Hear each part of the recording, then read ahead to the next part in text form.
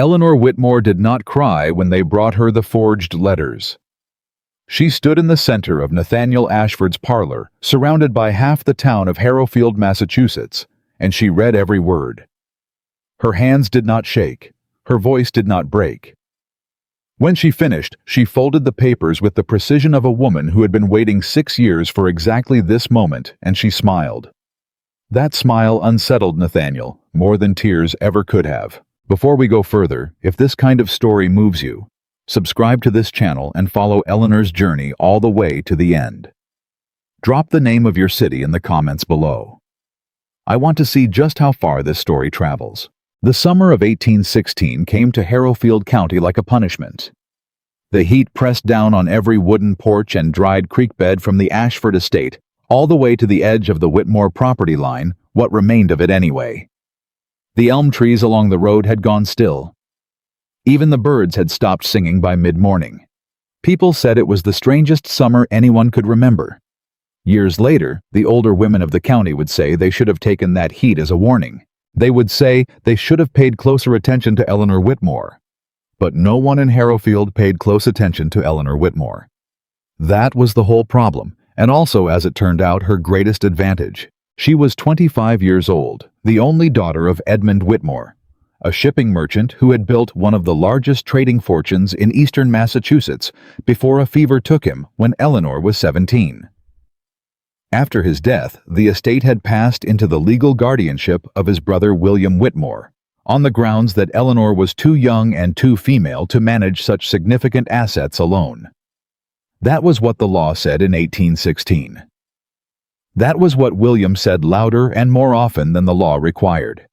And that was what Eleanor had allowed everyone in the county to believe, that she accepted this arrangement, that she was grateful for her uncle's protection, that she was in all the ways that mattered to a town like Harrowfield manageable. She wore soft colors. She spoke quietly. She never argued at supper. She also spent 4 years reading every law book her father had left in his study, corresponding secretly with a solicitor in Boston named Mr. Caldwell, and keeping a private ledger of every transaction William had made with her inheritance since the day he took control of it. But Harrowfield did not know any of that. Harrowfield knew Eleanor Whitmore as the quiet girl who had somehow landed an engagement to Nathaniel Ashford, the most eligible and most difficult man in 3 counties. It was the talk of every parlor and general store for the better part of a year. Nobody could quite figure out how it had happened. Nathaniel Ashford did not marry for sentiment. He married for land and position and mutual advantage, and while the Whitmore family had once held considerable fortune, William's mismanagement had eroded much of it. There were whispers that Eleanor had no real dowry left to speak of, that William had borrowed against the estate more times than anyone knew, that the engagement itself was some kind of arrangement between William and Nathaniel that Eleanor had never fully understood. Those whispers, as it happened, were not entirely wrong. Nathaniel Ashford was 33 years old and had never once in his adult life done anything he did not intend to do. He was the kind of man who entered a room and made the room rearrange itself around him without appearing to try. He had his father's jaw and his mother's cold clarity of thought, and a reputation for being fair, but absolutely unbending in every negotiation he had ever entered. He owned 4,000 acres of the most productive farmland in the county. He employed a third of Harrowfield's working population in some capacity. When he walked down the main street on a Saturday morning, men tipped their hats without quite knowing why, and women stepped slightly aside, and children stopped what they were doing to watch him pass. He was not cruel. That was what people always said first when they described him. He is not cruel, they said, as though the absence of cruelty were the same as the presence of kindness. He had agreed to the engagement with Eleanor Whitmore 14 months ago. It had been a business arrangement dressed in the language of courtship, the way most things in Harrowfield were. William had come to him with a proposition involving a strip of land along the eastern creek that Nathaniel had wanted for years. Eleanor was the condition attached to the deed. Nathaniel had met her twice before the papers were signed. She had seemed suitable, quiet, undemanding. He had thought she would be easy to live alongside without requiring much from him. He had not anticipated finding her in his study at 10 o'clock one evening, 3 months into the engagement, reading Blackstone's commentaries on the laws of England. He had stood in the doorway for almost a minute before she noticed him. "I hope you don't mind," she said without looking up immediately. "Your copy is better annotated than my father's." He had not known what to say.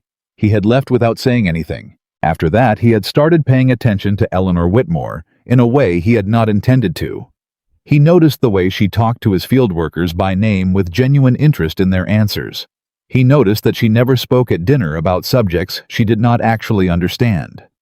He noticed that his housekeeper, Mrs. Greer, who trusted no one, had started leaving Eleanor small notes about the estate's domestic accounts, as though she were already mistress of the house. He noticed, and then he told himself he had not noticed, and then he went back to his original plan. Because the original plan had nothing to do with Eleanor as a person. It had to do with William's debt, which had turned out to be considerably worse than disclosed. Nathaniel had done his own accounting and discovered that what he had agreed to acquire through this marriage was not a productive family estate, but a financial wreckage that would take years to repair. He felt deceived. He was deceived. And Nathaniel Ashford did not tolerate deception. He could have dissolved the engagement quietly. He could have called William to his office, stated his findings, and ended the arrangement through a private legal process that would have left Eleanor's reputation largely intact. He did not do that. What he did instead was something that in the weeks that followed he would struggle to explain even to himself. He hired a man named Porter who worked in the county records office and had a talent for certain clerical services that were not strictly legal. He had Porter draft 3 letters written in a hand that approximated Eleanor's addressed to a fictional suitor in Providence, describing an ongoing romantic correspondence conducted throughout the entirety of her engagement to Nathaniel. He had these letters delivered to himself. He had arranged for 6 of the county's most visible citizens, the magistrate, 2 deacons, the newspaper editor, and 2 of the wealthiest landowners in the region to be present in his parlor on the morning he confronted Eleanor with them. He told himself it was necessary. He told himself it was the cleanest way to break a contract that had been entered under false pretenses. He told himself that Eleanor would understand eventually that he was giving her a way out too, a scandal that could with time and the right narrative be redirected toward him as the villain rather than her. He did not examine too carefully the part of the plan where Eleanor was publicly humiliated in front of 6 witnesses and half her social standing was destroyed in a single morning. He told himself she would cry. He had prepared for tears. What he had not prepared for was the smile. Eleanor arrived at the Ashford estate at 9 o'clock on the morning of July the 14th, 1816. She came in a simple carriage with her uncle, who was sweating through his coat and had not told her where they were going or why until they were already at the gates. She wore a pale blue dress. Her hair was pinned simply. She carried no fan, no parasol. She had brought nothing with her that she could not carry in her own 2 hands. The parlor was full when she walked in. She recognized the magistrate, Mr. Harlow, standing near the window with his arms folded. She recognized the newspaper editor, Mr. Fenwick, who had the decency to look at the floor when she entered. She recognized the Caldecott brothers who owned the grist mill and Deacon Price who had known her father. She recognized the quality of the silence in the room, the particular weighted quiet of people who know something that the person walking through the door does not yet know. She recognized that silence. She had been waiting for something like it for a long time. Nathaniel was standing near the fireplace. He did not greet her. He picked up the 3 letters from the mantel and held them out toward her without speaking. Eleanor crossed the room. She took the letters. She read them. She read them carefully, all 3 without hurrying. The room waited. William shifted his weight from foot to foot behind her. Deacon Price cleared his throat. Mr. Fenwick continued studying the floor. When she finished, Eleanor folded the letters along their original creases and held them in both hands and looked at Nathaniel Ashford directly. "These are forgeries," she said. The room moved. Not physically, no one stepped forward or back, but something shifted in the air the way pressure shifts before weather. Nathaniel's expression did not change. The handwriting matches your correspondence on file with the county registry. Then, whoever you paid to write these was thorough, Eleanor said. But the dates are wrong. On the 14th of March, when this letter is dated, I was in Boston with Mrs. Caldwell attending her sister's confinement. I can produce 4 witnesses who will confirm I did not leave that house for 3 days. She paused. Shall I continue? Because there are 2 more letters, and I have similar problems with both of them. The silence became a different kind of silence. Miss Whitmore, Nathaniel said. His voice was level. She noticed almost clinically that he was good at keeping his voice level. The engagement is dissolved. Yes, she said. I know. He had expected her to argue. He had expected her to plead or to accuse or to demand an explanation. He had not expected her to say, I know, in a tone that suggested the dissolution of their engagement was a minor administrative matter she had already accounted for. You know, he repeated, I have known for some time that you intended to end this arrangement. Eleanor set the forged letters down on the small table beside her with the same care she had given to folding them. I did not know you would choose this particular method, but I had considered the possibility that it might be something of this nature. She looked around the room, a slow, complete survey that took in each face in turn. I want all of you to understand something. I am not angry, I am not humiliated, and I am not surprised. Mr. Harlow, the magistrate, cleared his throat. Miss Whitmore, regardless of the circumstances. Mr. Harlow, she said, and there was something in her voice that made him stop. Not harshness, precision. The voice of someone who had practiced exactly this sentence in exactly this moment many times. When my father died, his estate passed to my uncle under the terms of a guardianship agreement that was meant to protect my interests until I reached the age of majority or married. I am 25 years old. I have now been of full legal age for 4 years. The guardianship should have ended. It did not, because my uncle told me it required a formal petition to dissolve, and I believed him. The room was very quiet. It does not require a formal petition, Eleanor continued. I discovered this 18 months ago when I began corresponding with Mr. Amos Caldwell of Boston, who is an attorney and who was my father's personal solicitor before William dismissed him. She looked at her uncle. William's face had gone the color of old wax. The guardianship ended by operation of law on my 21st birthday. Every transaction my uncle has made with my inheritance since that date has been legally unauthorized, and I have records of all of them. She reached into the small bag she carried, the bag that had seemed to everyone in the room too small to contain anything significant, and produced a folded document. She held it out toward the magistrate. Mr. Harlow, this is a petition already filed with the county court in Boston to restore legal control of the Whitmore estate to my name. Mr. Caldwell filed it on my behalf 3 days ago. I was going to wait until after the engagement concluded through more conventional means, but she glanced at Nathaniel's forged letters on the table. As it happens, the timing works out the same. Harlow took the document. He unfolded it. He read the first paragraph. His expression changed in a way that Eleanor had imagined many times and found now that she was watching it happen quietly satisfying. This is, he started. Legal, Eleanor said. Yes. Nathaniel had not moved from his position near the fireplace. He was watching Eleanor, the way a man watches a river he thought he understood suddenly decide to run in a different direction. You planned this, he said. It was not an accusation. It was more like a man making a correction to a calculation he had gotten badly wrong. I planned for several possibilities, Eleanor said. This was one of them. For how long? She considered the question honestly.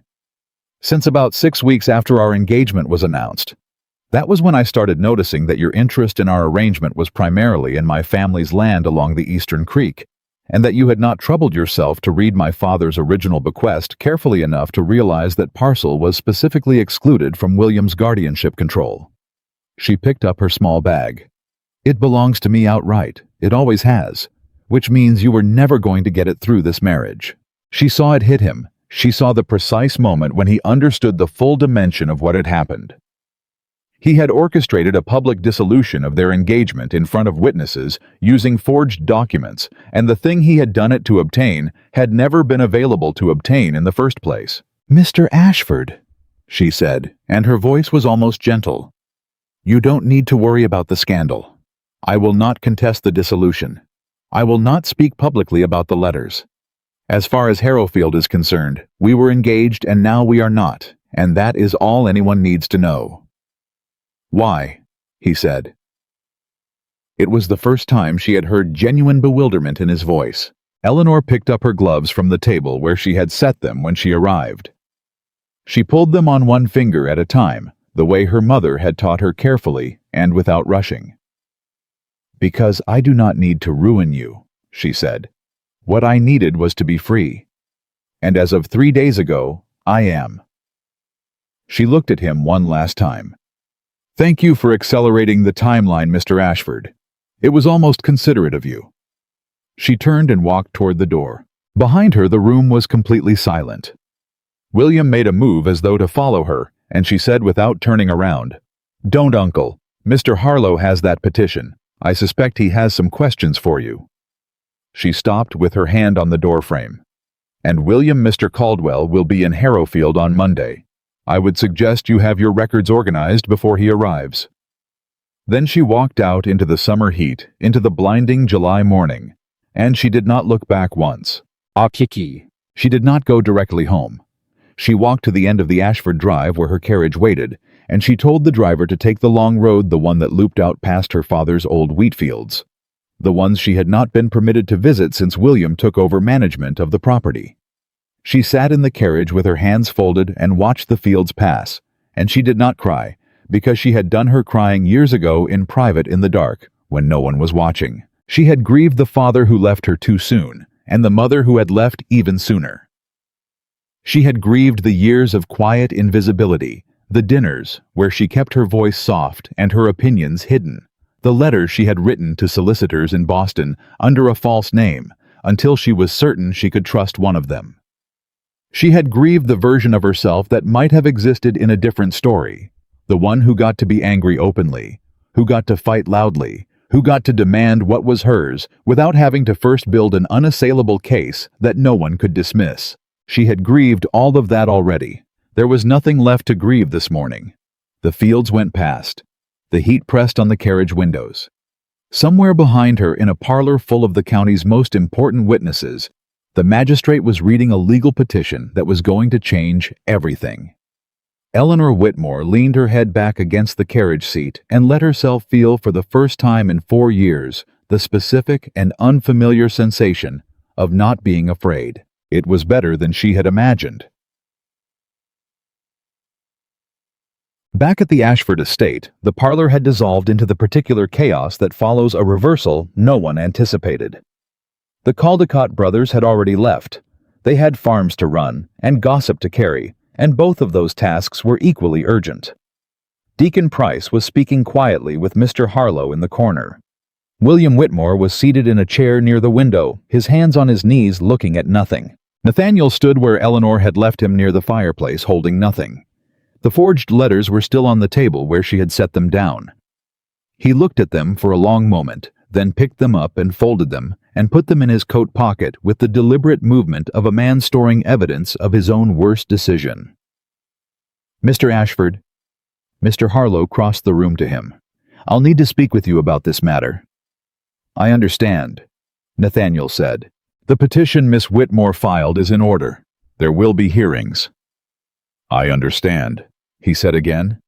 Harlow studied him for a moment, then seemed to decide that further comment was unnecessary. He returned to William. Nathaniel walked out of his own parlor and through the front door and stood on the top step of his estate in the full force of the July heat. Down at the end of the drive, Eleanor's carriage was already gone. The dust from its wheels was still settling on the road. He stood there for a long time. He was a man who had spent his adult life making calculations, and he was now in the unfamiliar position of having to account for a variable he had not included. He had looked at Eleanor Whitmore and seen a quiet woman in a soft dress, and he had built his entire strategy around that assessment. And he had been wrong in a way that was almost architectural wrong from the foundation, wrong in every direction, wrong in ways that meant nothing. He had constructed on top of that assessment was standing. She had read his law books. She had corresponded with his father's solicitor. She had filed a legal petition 3 days before this morning and walked into his parlor with it already done. And she had not been angry. That was the part he kept returning to. She had not been angry with him. She had been... He searched for the right word, and found it with something that felt uncomfortably like shame. She had been finished. With him. With this. With all of it. She had looked at him the way you look at a lock you no longer need to pick because the door has already swung open. He had spent 14 months believing Eleanor Whitmore needed him. He had spent 14 months believing without ever examining the belief that he was the one doing her a favor. The carriage dust settled on the road and was still. Nathaniel Ashford put his hand in his coat pocket and felt the forged letters there, and for the first time in as long as he could remember, he had no idea what to do next. The dust from Eleanor's carriage had barely settled on the Ashford drive before the talking started. That was how Harrowfield worked. It had always worked that way, and Eleanor had known it would, which was why she had chosen her words in that parlor with the same care a surgeon chooses instruments. You did not wound a town's pride by fighting it. You wounded it by refusing to behave the way it expected you to behave. Eleanor had walked out of Nathaniel Ashford's house without tears, without a scene, without giving anyone a single dramatic moment to repeat over supper. And that restraint had unsettled people far more than weeping would have done. By noon, 3 different versions of the morning's events were circulating through the county. By 2 o'clock, Mr. Fenwick had drafted a paragraph for the Weekly Gazette. By evening, every household within riding distance had heard something, and what they had heard depended almost entirely on who was telling it. The version William Whitmore told was brief and desperate. There had been a misunderstanding. The engagement had ended by mutual agreement. Eleanor was fine. Everything was fine. He repeated this to the 2 men who stopped him outside the feed store that afternoon, and both of them nodded in the careful way people nod when they already know the truth and are simply waiting for the person lying to them to finish. William knew they knew. He had sat in Mr. Harlowe's presence for 40 minutes after Eleanor left, answering questions in a voice that kept wanting to shake, and he had understood by the end of that conversation that the next few days were going to require something he had never been particularly good at: accounting for himself. The version the Caldecott brothers told was considerably more colorful and considerably less accurate. In their telling, Eleanor had arrived at the Ashford estate with a lawyer, presented Nathaniel with documents proving financial fraud, and walked out with the deed to half his land. By the time this version reached the other end of the county, Eleanor had apparently also said something devastating to Nathaniel in front of everyone present, something that had left him speechless for a full 5 minutes. That last detail was, as it happened, not entirely wrong. The version that Mrs. Greer, Nathaniel's housekeeper, carried home with her at the end of the day was the simplest and the most accurate, because Mrs. Greer had been listening from the hallway for the entire duration of the morning's events and had missed nothing. She told her sister over dinner that evening that Eleanor Whitmore was the most composed human being she had ever witnessed under pressure, and that whatever Nathaniel Ashford had expected to happen that morning, it had not happened, and that the look on his face when Eleanor walked out was going to stay with her for a considerable time. What kind of look? Her sister asked. Mrs. Greer thought about it. The kind a man gets when he realizes he left something irreplaceable out in the rain, she said, and only noticed when it was already ruined. Her sister said that was very poetic for a housekeeper. Mrs. Greer said she had worked for the Ashford family for 22 years and had seen a great many things, and that poetry had nothing to do with it. Eleanor heard none of these versions directly. She spent the rest of July the 14th at home. What home meant now. The Whitmore house where she lived under William's increasingly nominal authority. And she sat at her father's desk in the study and wrote 3 letters. The first was to Mr. Caldwell in Boston, informing him that the morning had proceeded as planned, and that she anticipated the hearings would be scheduled within the month.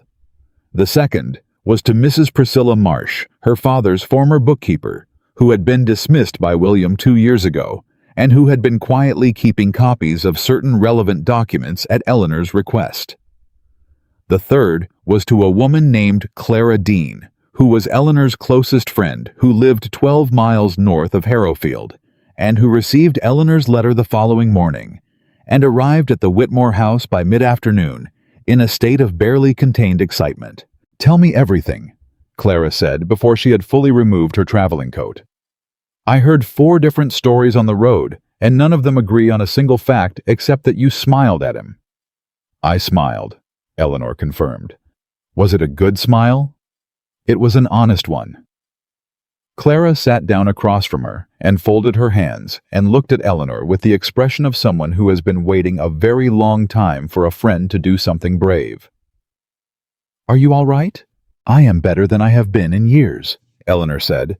"And William?" Eleanor was quiet for a moment. "William is going to have a difficult summer." Clara nodded slowly. She had known about William's financial mismanagement for almost as long as Eleanor had. She had been one of the few people Eleanor trusted enough to confide in during the long, careful months of building her case. She understood what this moment had cost Eleanor, and also what it had freed her from, and she was wise enough not to turn either of those things into something sentimental. "What do you need?" Clara asked. "A witness," Eleanor said. "When Mr. Caldwell arrives Monday, I'd rather not face it alone." "Done," Clara said immediately. Then after a pause, "What did Nathaniel look like when you left?" Eleanor considered this honestly. She had not allowed herself to think about Nathaniel's expression since she walked out of his parlor. She had been disciplined about that the way she had been disciplined about many things over the past 4 years, because she understood that some feelings were too complicated to be useful until after the practical work was finished. He looked, she said carefully, like a man who had just realized the map he'd been navigating by was drawn for a different territory. Clara was quiet for a moment. Then she said, "Do you have feelings for him?" Eleanor looked at the letter she had been writing to Mr. Caldwell. "I have had feelings about Nathaniel Ashford since the night I found him standing in my doorway when I was reading his law books. That is a separate matter from whether those feelings have any future." "And do they, right now?" Eleanor said. "I am more interested in the present." She picked up her pen and went back to her letter, and Clara, who knew her well enough to hear what she was not saying, did not press further. Monday arrived with the kind of heat that made horses restless and men short-tempered, and everything harder than it needed to be. Mr. Amos Caldwell arrived from Boston in a hired coach at 10 in the morning, a small, precise man in his late 50s with iron-gray hair and the practiced calm of someone who had spent decades in courtrooms where emotion was a liability. Eleanor met him at the door herself, without William, who was in his study and had not come out since the previous evening's discovery that Eleanor had already retained legal representation. "Miss Whitmore," Caldwell said, shaking her hand with the brisk formality of a man who had long since decided to treat Eleanor as a professional equal, which was one of the primary reasons she had chosen him. "You look well." "I am well," she said. "Come in. Clara is already here." They spent 2 hours at the study table. Caldwell spread his documents across the desk copies of the original guardianship agreement, the legal statutes governing its termination, and the private ledger that Mrs. Marsh had compiled over the past 2 years, documenting every withdrawal William had made from Eleanor's inheritance and the purposes to which those funds had been applied or misapplied. The total was substantial. It was considerably more than Eleanor had allowed herself to calculate when she was building toward this moment, because she had understood that if she let herself feel the full weight of what William had done to her father's legacy, she would have had difficulty maintaining the composure that this process required. She felt it now, reading Caldwell's precise summary of the numbers. She felt it the way you feel the impact of a fall several seconds after you hit the ground when the shock releases and the pain arrives in full. "He sold the Eastern timber rights," she said. It was not a question. "In 1814, Caldwell said, to a consortium out of Providence, well below market value. My father planted those trees." Eleanor's voice stayed level. It cost her something to keep it that way. He planted them specifically to... She stopped. It doesn't matter what he planted them for. It may matter to the court, Caldwell said gently. Your father's stated intentions are documented in his correspondence with me prior to his death. We can introduce that. Eleanor nodded. She pressed her palms flat on the table and breathed, and reminded herself that this was not yet the time for grief. The time for grief would come later in private, in the same dark hours where she had put everything else she could not afford to feel during daylight. What is our position? She asked. Strong, Caldwell said. The guardianship termination is unambiguous.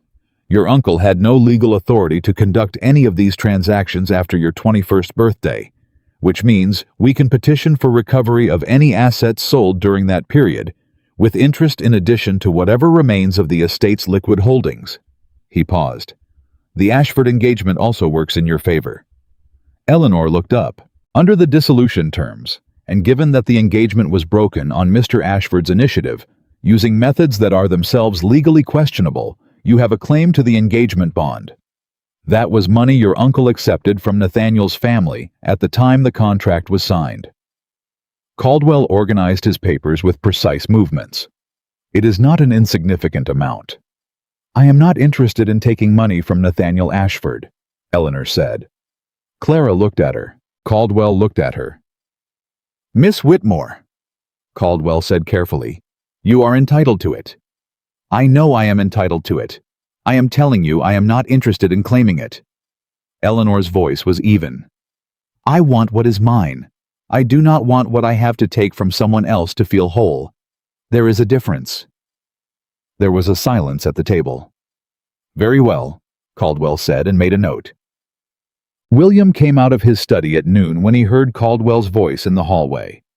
He had aged in Eleanor's estimation approximately 5 years in the 3 days since the parlor. He walked into the room where they were working and stood near the door with his hands at his sides, and he looked at his niece across the spread of documents on the table, and Eleanor looked back at him without anger, and without warmth, and without any of the apologetic softness she had practiced for years. Eleanor, he said, I think we need to talk. Privately. Whatever you have to say to me can be said in front of Mr. Caldwell, she said. He is my attorney. William's jaw tightened. I am your family. You were my guardian, Eleanor said. That office ended 4 years ago, whether or not you acknowledged it. Mr. Caldwell is here to help me determine what happens next. She gestured to the chair across from her. Sit down, William. He sat, because the alternative was to leave the room, and leaving the room meant not being part of whatever was being decided, and William had never been able to tolerate being excluded from decisions, even when he had forfeited his right to them. I made mistakes, he said. I know I made mistakes. The market was bad in 13 and 14, and the timber rights, William. Eleanor's voice was not unkind. It was something worse than unkind. It was patient. I am not asking you to explain. I am telling you that Mr. Caldwell and I are going to review everything and prepare a full accounting. You will have the opportunity to respond to that accounting at the hearing. Between now and then, I would ask you not to make any further transactions involving this property. This is my house, he said. My brother left. My father left this house in trust for me, Eleanor said. You have been permitted to live here in the interim. That arrangement is not changing for the moment, but you no longer have authority over anything that belongs to me. Do you understand? He looked at her for a long moment.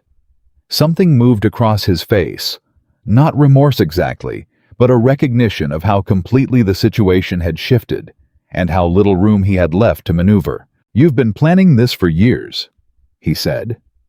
It came out like an accusation. It also came out like a man realizing very late that what he had dismissed as compliance was something altogether different.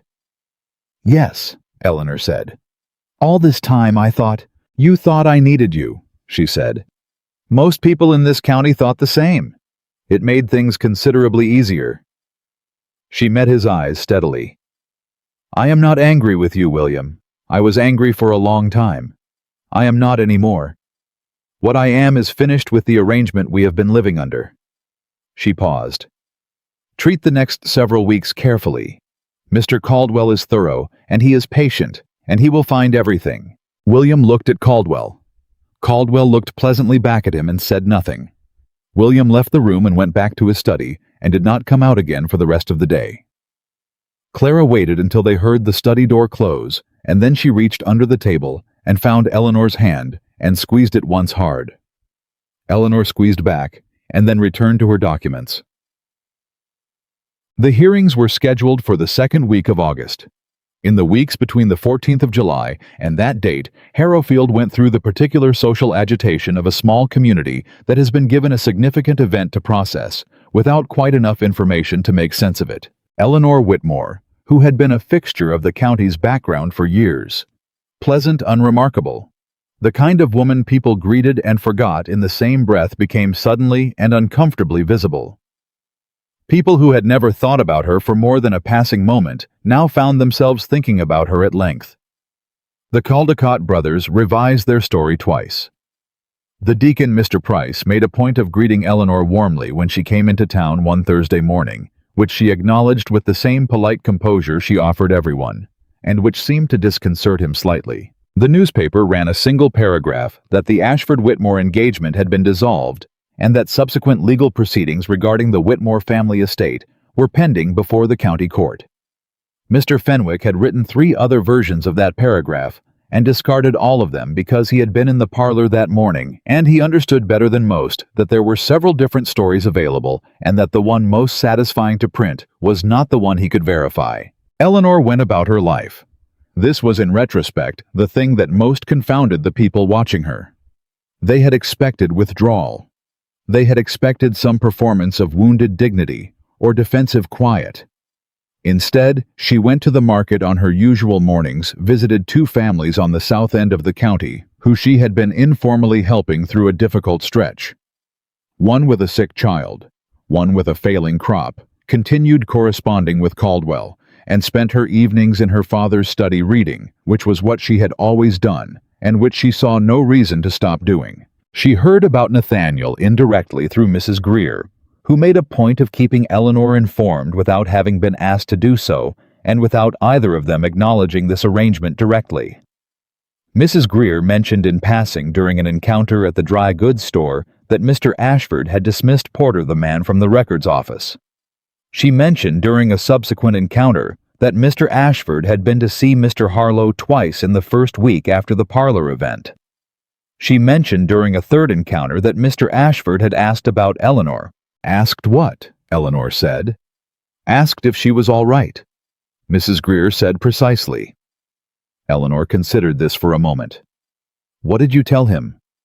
"I told him she appeared to be considerably better than all right, and that she had a Boston attorney and a very organized set of documents, and that he might want to think carefully about his own situation before concerning himself with hers." Eleanor felt something shift in her chest. Something she identified after a moment as an emotion she had not been prepared to feel yet. She set it aside with the careful discipline she had developed for exactly this purpose. "Thank you, Mrs. Greer," she said. Mrs. Greer said she had only told him what was true, and that she hoped it had been helpful. Nathaniel Ashford's particular variety of suffering in the 3 weeks following the 14th of July was not the kind that showed on the surface. He went to his fields every morning. He conducted his business. He met with his tenants and signed his correspondence, and appeared to anyone observing him from the outside to be functioning normally. This was a skill he had developed over many years, and one that had served him well in circumstances that required the appearance of steadiness. The interior situation was considerably less steady. He had sent Porter away the morning after the parlor. Not with cruelty. Nathaniel was not cruel as people said, but with the flat, cold efficiency of a man closing a door on a mistake and locking it behind him. He had not explained himself to Porter because Porter already knew what he had done and why he had been dismissed, and additional words would not have improved the situation for either of them. He had gone to see Harlow. He had gone to see Harlow because Harlow was the magistrate, and because Nathaniel had a lawman's respect for facing the consequences of his actions with something approaching directness, even when those actions had been profoundly misguided.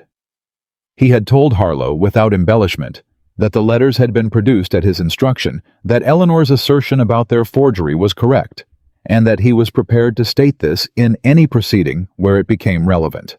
Harlow had looked at him for a long moment and then said, "Nathaniel, what in the name of God were you thinking?" "I was thinking." Nathaniel said that I wanted out of a contract I felt I'd been misled into, and that this was the cleanest way to do it. "The cleanest," Harlow repeated. "I was wrong about that." Harlow had let out a long breath. "You were wrong about considerably more than that." He had looked at his desk for a moment. "The woman walked into your parlor with a filed petition and 4 years of prepared documentation, and you somehow did not see it coming." "No," Nathaniel said. "I did not." "Did you ever," Harlow said slowly, "actually have a real conversation with Eleanor Whitmore?" In 14 months of engagement, Nathaniel had opened his mouth and then closed it because the honest answer to that question was not one he was comfortable delivering out loud. He had spoken to Eleanor many times. He had been in the same room with her many times. But conversation, the kind where you ask a genuine question and actually wait to hear the answer, that was a different matter. "I underestimated her," he said finally. "That," Harlow said, "is perhaps the most significant understatement you have ever made in my presence." Nathaniel had no useful response to that, so he said nothing. He rode home from Harlow's office in the late afternoon through the heat that showed no signs of easing, and he thought about the night he had come home to find Eleanor in his study. He had told himself afterward that the encounter was insignificant. He had told himself that a woman reading law books in someone else's study was a curiosity, not a revelation. He had filed it away with the other details he had noticed about her, and chosen not to examine the way she talked to his workers by name, the notes from Mrs. Greer, the dinner conversations where she said less than she knew and knew considerably more than she said. He had noticed all of it. He had chosen deliberately and systematically not to understand what he was noticing. The question that occupied him riding home in the July heat was why. He was not a man who shied from difficult answers, and the difficult answer here was one he had been turning over for days without yet being willing to set it down in plain terms. He had not examined what he noticed about Eleanor because examining it would have required him to revise the story he was telling himself, the story where she was a manageable woman in a convenient arrangement, the story where he was in control of all the relevant variables, the story where the main obstacle was William's financial deception rather than Nathaniel's own willful blindness. He had built a narrative that made him the person being wronged. And it had been easier, far easier to sustain that narrative if he did not look too closely at the person he was wronging in the process. He thought about her smile, not the polite social smile she had worn through dinners and public appearances during their engagement. The smile in the parlor. The one that had appeared after she read the forged letters and folded them along their creases with the patient precision of someone who had expected exactly this. That smile had not been triumphant. It had not been bitter. It had been, and this was the word he kept returning to, the word that bothered him most, it had been free. She had looked at him across his own parlor with the forged evidence of a lie he had constructed against her, and she had looked free. He had not made her free. She had made herself free long before he had given her any reason to need to. He had simply been in the final accounting one more obstacle she had planned for and moved around without breaking stride. Nathaniel Ashford was a man who had been many things in his 33 years. He had been capable and respected and occasionally ruthless, and always certain that he understood the territory he was operating in. He was not accustomed to being the obstacle someone else had planned around. He was not accustomed to being wrong in a way this large, this foundational, this public. He was not accustomed to the specific, unfamiliar sensation that had settled into his chest in the 3 weeks since Eleanor walked out of his house, and that he was finally in the solitude of a long, hot ride home, willing to call by its right name. He missed her, not the engagement, not the arrangement, not the version of Eleanor Whitmore that he had constructed in his mind for 14 months, and never taken the trouble to verify against the actual woman. He missed the woman who read law books in other people's studies. He missed the woman who knew his workers' names. He missed the woman who had folded forged letters with the patience of someone who had already won and simply had not announced it yet. He missed the woman he had spent 14 months not bothering to know. And the cruelest part of it, the part that rode home with him through the heat and followed him inside and sat with him through supper and did not leave, was that he had no one to blame for that loss but himself. The hearings began on a Thursday. The county courthouse in Harrowfield was a large plain building that smelled of old wood and paper. And on the morning of the first hearing, it was more crowded than anyone who worked there could remember it being for a civil matter. People had come from across the county, which was not surprising, because by this point, the matter of the Whitmore estate had expanded considerably beyond what anyone had initially anticipated, and its details had distributed themselves through Harrowfield's social fabric in the way that significant details always did, selectively, incompletely, and with enough gaps to keep everyone's imagination productively occupied. Eleanor arrived with Caldwell and Clara. She wore gray, not mourning gray, but the quiet, clean gray of a woman who has decided to take up space on her own terms. She walked into the courthouse, and she did not look at the faces watching her, not because she was afraid of them, but because she did not need them. She had stopped needing the approval of rooms full of people somewhere around the third year of managing her own case in secret, and the absence of that need was one of the most significant freedoms she had quietly claimed for herself. Nathaniel was already there when she came in. She had not known he would be there. Caldwell had not warned her. She stopped for 1/2 second, just one, and then continued walking. He was seated on the far side of the room.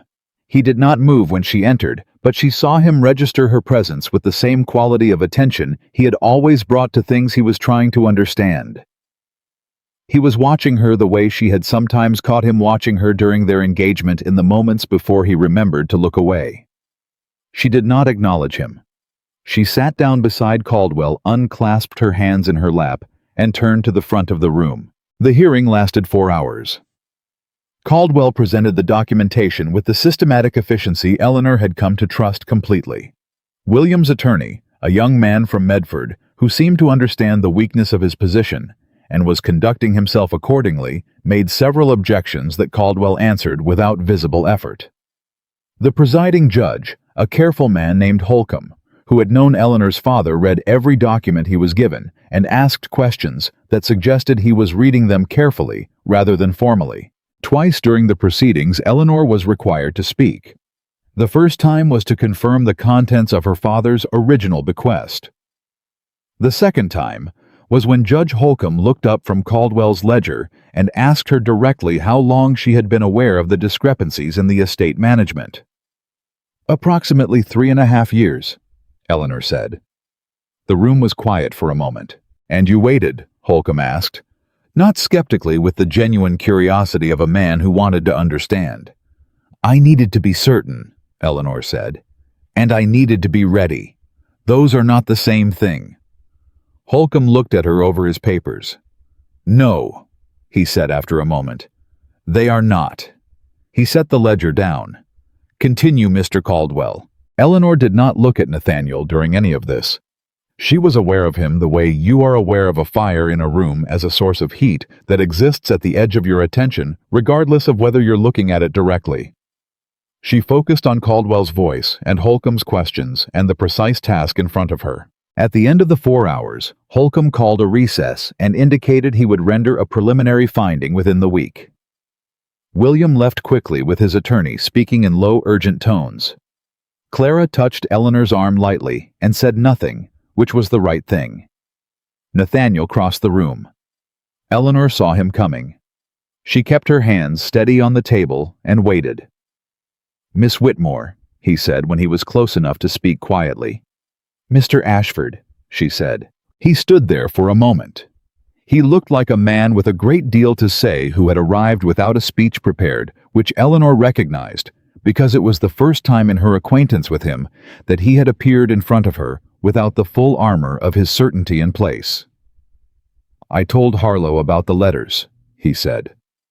"I told him they were made at my instruction. I'll state it formally if that becomes relevant to any proceeding." "I know," she said. "Mr. Caldwell informed me. I also..." He stopped. He seemed to be doing something difficult. I want to say something, and I want you to understand that I am not saying it to affect the outcome of the hearing, or because I expect anything from it. She waited. I was wrong, he said, about a great many things, about you specifically, and about... He stopped again, and this time the stop was longer. I had formed an idea of who you were, and I did not examine that idea against the actual evidence, and I conducted myself based on something I had invented rather than something real. That is the truest thing I can tell you about what happened, and I understand if it does not mean much at this stage. Eleanor looked at him. She looked at him the way she had learned over 4 years to look at things clearly without the distortion of wanting them to be different from what they were. He meant it. That was the thing. He was not performing contrition.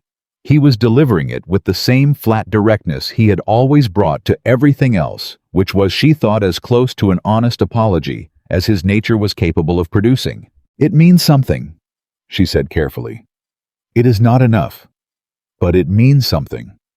He nodded. He did not press. He turned to leave, and then he stopped. The letter's in my office, he said without turning around. My law books. You said my copy was better annotated. He paused. I never asked who made the annotations. My father made most of them when he was learning the land statutes. Another pause. I thought you might want to know that. He left. Eleanor stood still for a moment. Clara appeared at her shoulder. Eleanor, Clara said quietly. I know, Eleanor said. What are you going to do? Eleanor picked up her gloves from the table and began putting them on one finger at a time with the same careful patience she always brought to things that required it. I am going to go home, she said, and wait for Judge Holcomb's decision and continue living my life in the way I have been living it. She smoothed the last glove over her wrist. And after that I have no idea, which is, I think, the first time I have been able to say that honestly in 4 years. Clara looked at her. Is that good? Clara asked. Eleanor picked up her bag. Yes, she said. I think it might be. Judge Holcomb's preliminary finding arrived on a Tuesday 6 days after the first hearing, delivered by a court clerk who rode out to the Whitmore house in the early morning while the heat was still gathering itself for the day. Eleanor was already at her father's desk when the knock came. She had been there since before sunrise, working through a second review of the estate's agricultural accounts, because there were things in those numbers she wanted to understand fully before the final hearing. And she had learned over 4 years that the difference between being prepared and being merely ready was exactly the kind of detail most people skipped over. She read the findings standing at the front door, still in her morning dress, while the clerk waited on the steps. Holcomb had ruled that the guardianship had terminated by operation of law on Eleanor's 21st birthday, precisely as Caldwell had argued. He had ruled that all transactions conducted by William Whitmore, after that date, were subject to review for unauthorized disposition of protected assets. He had scheduled a final hearing for the first week of September to determine the full scope of recovery. Eleanor read it twice. Then she thanked the clerk, closed the door, and stood in the hallway for a moment. She had known this was the likely outcome. She had prepared for it, worked toward it, built the case, brick by careful brick, over years of quiet, disciplined patience. And yet the paper in her hand felt different from what she had imagined. Lighter somehow, and heavier at the same time, in the way that real things are always heavier than the versions of them you carry around in your head. She heard William's door open at the top of the stairs. He stood at the landing and looked down at her and at the paper in her hand, and she watched him understand what it was without being told. "Eleanor," he said. "You should contact your attorney," she said. "The final hearing is September 3rd. She went back to her father's desk. The weeks between the preliminary finding and the September hearing were not quiet. They were the kind of weeks that appear quiet on the surface and are underneath moving very fast.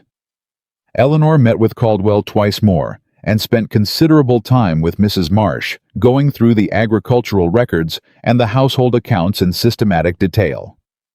Clara came and stayed for a week, sleeping in the small room that had once been Eleanor's mother's sewing room. and the two of them worked through evenings at the study table with lamps burning late while the summer heat pressed on the windows. It was during one of those evenings that Clara put down her pen and said, "He's been asking about you." Eleanor did not look up from her ledger. "Mrs. Greer mentioned." "Not just Mrs. Greer," Clara said. "The Aldrich family south of town. Mrs. Aldrich told me he visited them. The family you've been helping with the sick boy." Eleanor looked up then. "He didn't say anything particular," Clara said carefully. "He just came by, brought provisions, asked about the boy's condition." A pause. "Mrs. Aldrich said he asked how you had seemed when you last visited them." Eleanor set down her pen. "She said he asked if you were eating properly," Clara added with a small, precise quality to her voice that was not quite amusement but lived in that neighborhood. "That is an extraordinary question," Eleanor said. "That is what I thought." Eleanor looked at the ledger in front of her. The numbers were the same as they had been 30 seconds ago. Everything was the same as it had been 30 seconds ago, and yet something had shifted very slightly in the room, the way a compass needle shifts when something magnetic moves nearby. "He is trying to know me," she said slowly. "Now, after everything." "Yes," Clara said. "That appears to be what's happening." "It is too late." Clara looked at her for a moment. "Is it?" Eleanor picked up her pen. "I don't know," she said, which was more honest than she had intended to be. Clara went back to her own papers and said nothing more, and Eleanor stared at her ledger for a full minute before she could make the numbers mean anything again. The community harvest gathering happened on the 15th of August, as it did every year, a county-wide event held on the grounds of the old Delaney farm, where families brought food, and the children ran races, and the men talked crops and weather, and the women talked everything else. It had been a fixed point on Harrowfield's social calendar since before Eleanor was born. Her father had taken her every year until he died, and she had continued attending because the families she helped were there, and because absence from community events was a form of statement she had never been interested in making. She had not considered when she made the decision to attend that Nathaniel would also be there. She should have considered it. He attended every year. He was the county's largest employer, and he understood his social obligations with the same precision he brought to everything else. She should have factored it in. The fact that she hadn't told her something about the degree to which he had begun to occupy a part of her thinking she was not monitoring closely enough. She arrived with Clara in the mid-morning and found the gathering already full and warm with people and noise and the particular energy of a community that has been through something unusual and is processing it through the reliable mechanism of a normal occasion. People greeted her, more of them than usual, and with a quality of attention she recognized as the social recalibration of a town that had recently revised its understanding of who she was. The Aldrich boy. Thomas ran to her from across the yard and grabbed her hand and showed her a tooth he had lost, and she admired it with genuine interest. And his mother, coming behind him, pressed Eleanor's arm warmly and said simply, "He's eating again. Real food." "Good," Eleanor said, and meant it completely. She was standing with the Aldrich family when she felt the shift in the crowd's attention that meant Nathaniel had arrived. She did not turn around immediately. She kept her eyes on Thomas and let the awareness settle into her periphery. When she did turn, he was 20 feet away talking to one of his tenant farmers. He had not seen her yet, or if he had, he was giving her the space of pretending he hadn't, which she recognized as a form of consideration she had not previously associated with him. He looked different from across the yard. Not different in any way she could specifically identify. He was the same man, the same controlled posture, the same way of standing that made a space around him without any visible effort. But something in the quality of it had changed. He had always stood like a man who owned the room.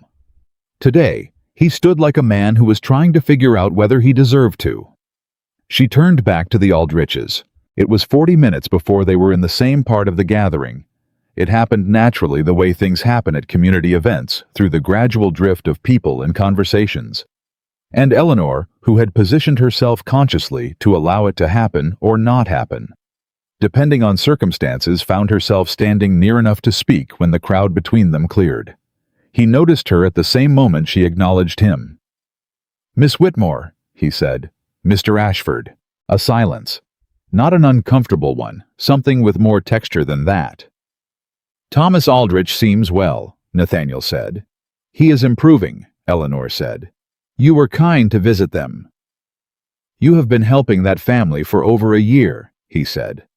"I reckon the least I could do was make sure they had enough provisions to see through the summer." Something in the simplicity of that stopped her. He wasn't asking for credit. He wasn't performing charity. He was saying it the way you say a plain fact, without decoration. "How did you know I had been helping them?" she asked. "Mrs. Greer," he said. "Of course," she said. A small pause. The gathering moved around them. Two children chased each other through the space to their left, and someone called out a name in the distance. "I owe you something I haven't been able to figure out how to give properly," Nathaniel said. He was looking at her directly the way he always looked at things he was trying to understand. "An explanation, maybe. Or at least an honest account of what I was thinking when I wasn't thinking clearly." "You don't owe me an explanation," Eleanor said. "You already apologized, at the courthouse." "That wasn't an apology," he said. "That was a confession. There's a difference." She looked at him. He was right. There was a difference. "I'm listening," she said carefully. He seemed to gather something. Not courage. She didn't think he lacked courage. Something more like honesty, which is a different kind of effort. "I looked at you for 14 months, he said, "and I saw a woman who was easy to manage. And I thought that meant you needed managing. I never once asked myself whether what I was seeing was what you were showing me on purpose." He paused. "That is not a mistake I am accustomed to making. I have been trying to understand how I made it." "And have you?" she asked. "Understood." He was quiet for a moment. "I think I saw what I needed to see," he said. "To keep the story I was telling myself about myself from being complicated."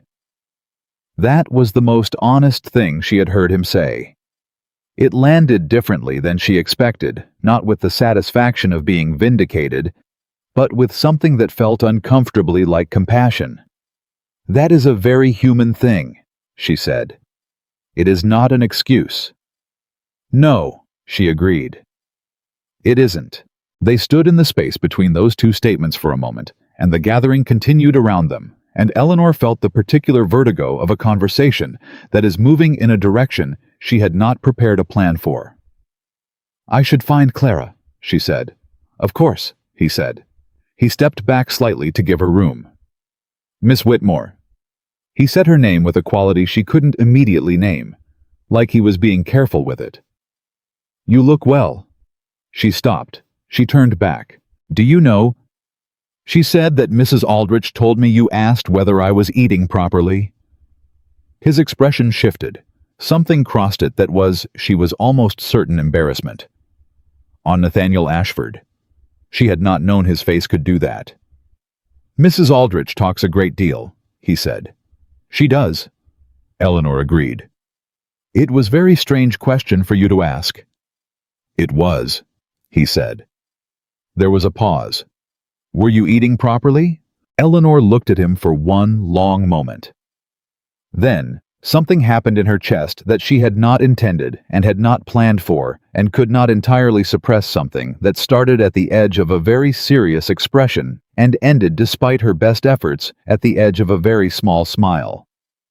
"Yes," she said. "Thank you for your concern." She walked away before he could see the smile become anything larger. Clara found her on the other side of the gathering 5 minutes later and looked at her face and said, "What happened?" "Nothing," Eleanor said. Clara looked at her with the expression of a woman who had been her closest friend for 11 years. "You're lying." "I am aware," Eleanor said. "Please let it go for now." Clara let it go. For now.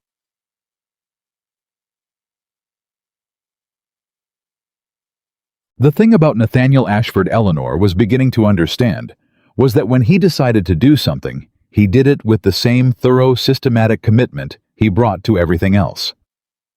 He had spent 14 months not seeing her. It appeared he was now applying an equal amount of focused energy to the opposite task. It was not obvious. It was not the kind of attention that announced itself. He did not call on her or send flowers or engage in any of the conventional performances of interest that would have been easy to dismiss or redirect. Instead, he was simply present in the ways that counted. He made sure the Aldrich boys' physician bills were settled without anyone being told directly it was him until Mrs. Aldrich happened to mention it to Eleanor in passing. He cleared a long-standing dispute over water rights that had been causing problems for 3 farming families on the south side of the county, 2 of whom Eleanor had mentioned once in passing weeks before. He read, apparently she learned this from an entirely unexpected source, which was Deacon Price's wife, who had seen him in the county lending library twice in 1 week, which everyone in Harrowfield understood was approximately twice more than his typical annual attendance. "Do you know what he was reading?" Eleanor asked Mrs. Price with a degree of casualness she was aware was not entirely convincing. "Legal texts, mostly," Mrs. Price said, "and something about agricultural reform." She paused meaningfully. "And one book I recognized because my daughter has the same copy. It was about women's property rights in the eastern states." Eleanor said nothing for a moment. "He checked it out," Mrs. Price added. "He didn't just look at it, he checked it out and took it home." Eleanor thanked Mrs. Price and walked home in the afternoon heat and sat in her father's study and thought about Nathaniel Ashford reading a book about women's property rights. And she felt something she had been very carefully not feeling for several weeks press against the inside of her chest with considerably more force than she had allocated space for. She pressed back. She had a final hearing in September. She had a legal case to complete and an estate to reclaim and a future to build that was entirely and completely her own for the first time in her adult life. This was not the moment to complicate that with feelings that had not been invited and had not been examined, and were she reminded herself firmly based on a very small amount of evidence about a man who had not 2 months ago paid someone to forge letters that could have destroyed her reputation. She reminded herself of this very firmly. She went back to her accounts. The accounts were not as interesting as she usually found them. It was Clara who forced the conversation, as Clara eventually always did, when she felt Eleanor was being, as she termed it, excessively sensible about something that required a different approach. They were walking the north edge of the Whitmore property on a late August afternoon, the kind of walk Eleanor took when she needed to think and found that sitting still was not producing useful results. Clara walked beside her in silence for a while, which was a form of patience she extended sparingly, and Eleanor always recognized as the opening move of something. "You are in love with him," Clara said without preamble. Eleanor kept walking. "That is a significant overstatement." "Is it? I have feelings that are complicated and unresolved regarding a man who behaved badly toward me and who appears to be attempting to behave differently now," Eleanor said. "That is not the same as love." "Eleanor," Clara said with the tone of someone who has made this particular argument before and expects to make it again. "You know I love you, and I am telling you with the honesty that friendship requires that the face you made when Mrs. Price told you he checked out that book was not the face of a woman with complicated and unresolved feelings." Eleanor said nothing. "It was the face," Clara continued, "of a woman who is trying very hard not to be happy about something." A pause. The fields went past. The heat pressed down on both of them. "He hurt me," Eleanor said. "Not in the way he intended. The plan didn't work, and I was prepared, but the intention was there. He built a lie to get rid of me, and I have to hold on to that clearly." "Yes," Clara said. "You do. And you are. You're holding on to it so clearly that you won't let yourself notice anything else at the same time." Eleanor stopped walking. "I am afraid," she said finally. "I spent 4 years building a plan that protected me from needing anyone else's choices to go a certain way. And now I am standing here and I am aware that what happens next depends at least in part on what Nathaniel Ashford does or does not do, and I cannot plan for that. I cannot account for it or prepare for it or build a case around it." She turned and looked at her friend. "I have no documentation for this, Clara." Clara looked at her for a long moment and then did something that very few people had done in Eleanor's presence in the last several years. She laughed, not unkindly, with warmth and recognition and the specific affection of someone who knows another person's defenses from the inside. "Eleanor Whitmore," she said, "you cannot file a petition for a man's heart." "I know that," Eleanor said, "and you cannot prepare testimony in advance for every possible outcome." "I know that too. So what are you going to do?" Eleanor stood in the August heat on the north edge of the property her father had built and that she was going to reclaim, and that was going to be hers, fully and legally hers, in less than 2 weeks' time. She thought about a man who was reading about women's property rights. She thought about forged letters folded along their original creases. She thought about a question about whether she was eating properly, asked to a farmer's wife never intended to reach her, reaching her anyway.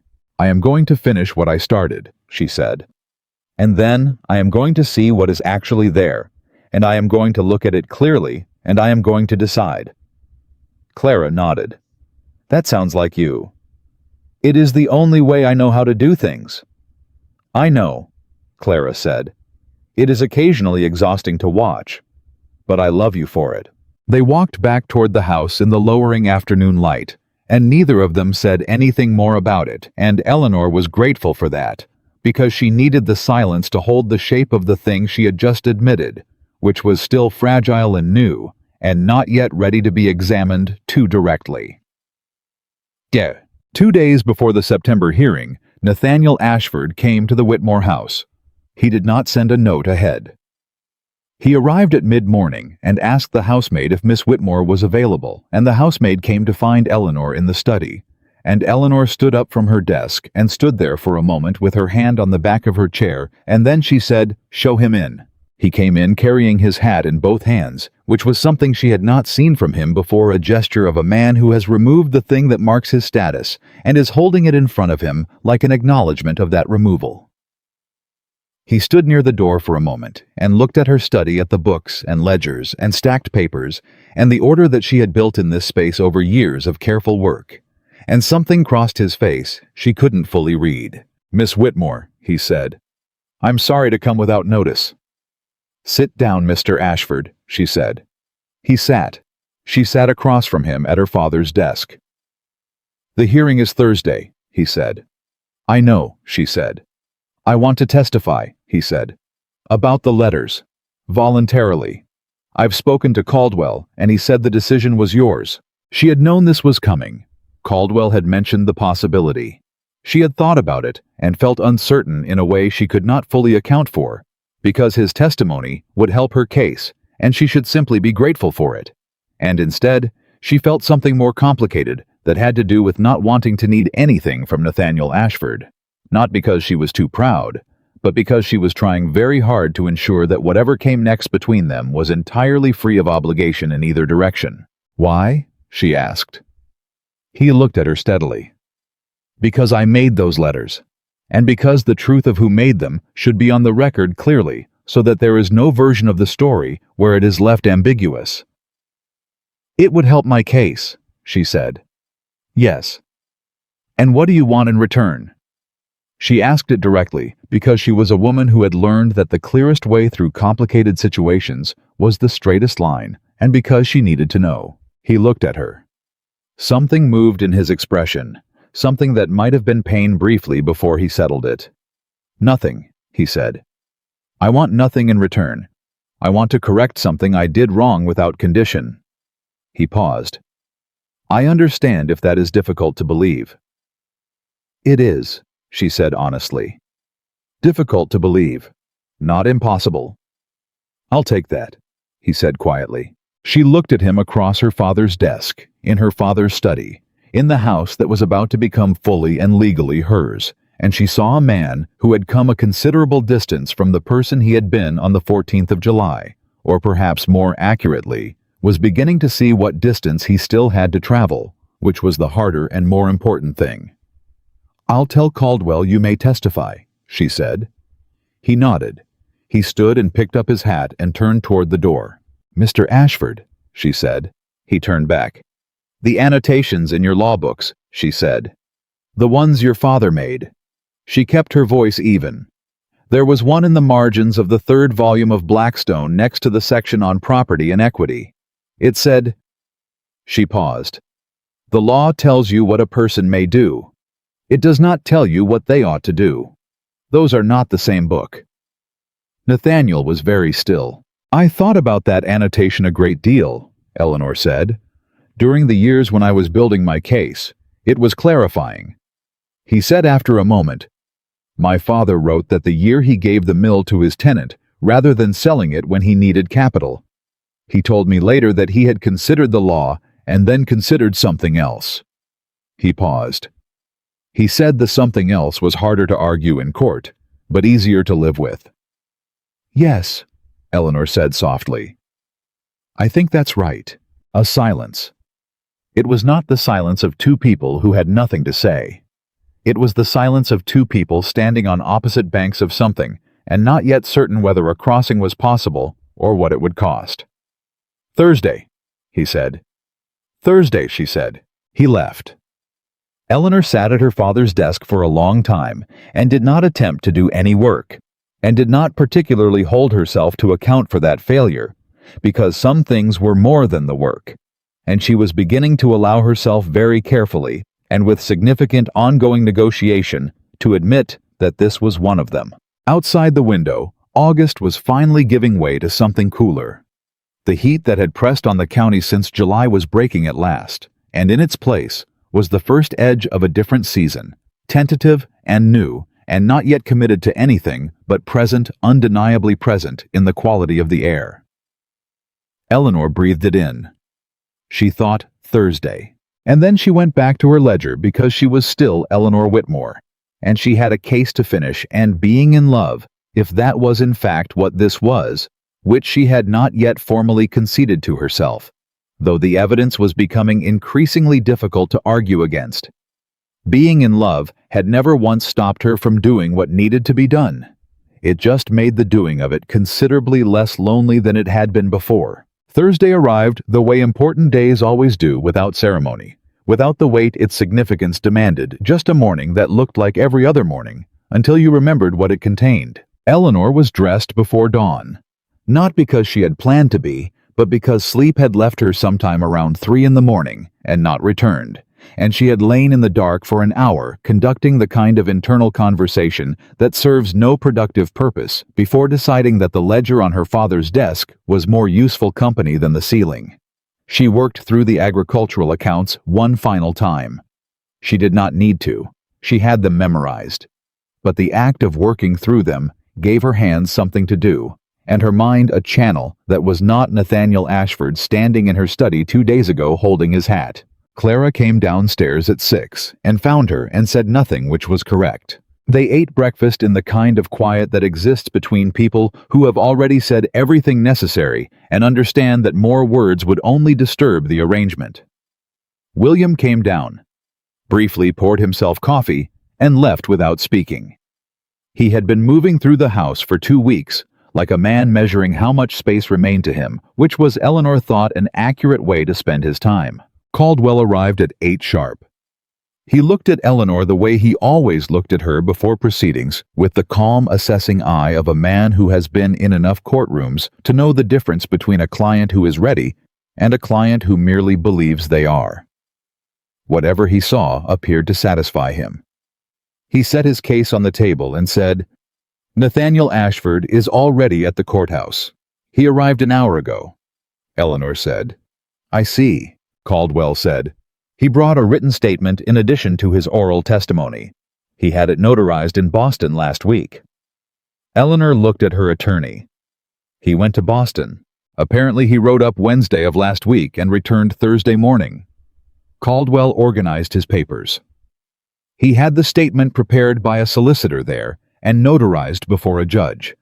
It is a full account of his instructions to Porter, including the specific language he used, the compensation Porter received, and the dates of every communication between them. It leaves nothing ambiguous. Eleanor sat with that for a moment. "He did not have to do that," she said. "No," Caldwell said. "He did not." She turned back to the window. Outside, the first morning of September was arriving with a clarity the summer had not offered. Cool air, clean light, the kind of day that felt like a door opening rather than a room you were already inside. "Then let's go," she said. The courthouse was fuller than the first hearing. Word had traveled, as word always traveled in Harrowfield, in the precise directions that mattered most. The families Eleanor had helped over the past 2 years were represented: the Aldriches near the back, Thomas sitting pressed against his mother's side, with his carefully combed hair. Mrs. Greer sat in the third row with the upright posture of a woman who has decided her attendance is a statement. Deacon Price and his wife were there. The Caldecott brothers were there. Mr. Fenwick had his notebook. Eleanor walked in and did not look at any of them. She walked to her seat beside Caldwell and set her bag on the table and folded her hands and waited. Nathaniel was on the far side of the room, not at a table, but seated among the witnesses. He was not a party to this proceeding. He had come as a witness for the side opposing the position his own actions had created, which was a particular kind of uncomfortable distinction, and which he appeared to be sitting with in exactly that spirit, not comfortably, not performing discomfort, simply present and accountable. He looked at her when she came in. She met his eyes for one moment, long enough to acknowledge without communicating anything more than acknowledgement, and then looked at Judge Holcomb's bench. William sat at the opposing table, with his Medford attorney, a young man named Graves, who had aged visibly in the past month. William did not look at Eleanor. He had not looked at her directly in several days. She understood this as a form of preparation, the way people look away from things they are not ready to see clearly. Holcomb entered, and the room settled. The final hearing moved quickly. Caldwell had organized his presentation with the efficiency of someone who knew the case was strong and understood that the most dangerous thing you could do with a strong case was overload it. He presented the guardianship statute. He presented the termination date. He presented Mrs. Marsh's ledger with a clarity that made its contents undeniable even to the people in the room who wanted to deny them. He called Mrs. Marsh to confirm the ledger's provenance, and she did so in the flat, competent voice of a woman who has been waiting 2 years for the opportunity. Graves raised 4 objections. Holcomb sustained none of them. Then Caldwell called Nathaniel. The room changed when Nathaniel stood. Not dramatically, there was no sound from the gallery. No visible shift, but Eleanor felt it, the particular quality of attention that a room directs at someone when they are doing something unexpected. Nathaniel Ashford, the wealthiest and most powerful man in the county, was standing up in a public proceeding to testify against himself. That was not something Harrowfield had a precedent for, and the absence of precedent made the room very still. He was sworn. He sat. He looked at Holcomb and not at the gallery. Caldwell said, "Mr. Ashford, can you describe your instructions to the man known as Porter employed at the county records office prior to July the 14th of this year?" Nathaniel said without hesitation, "I instructed Porter to produce 3 letters written in a hand designed to approximate Miss Whitmore's address to a fictional correspondent in Providence, suggesting a romantic correspondence conducted during the period of our engagement. I gave him access to samples of Miss Whitmore's handwriting from documents on file with the county records office. I compensated him $40 for this service. The letters were false. They were made at my direction." The room was absolutely silent.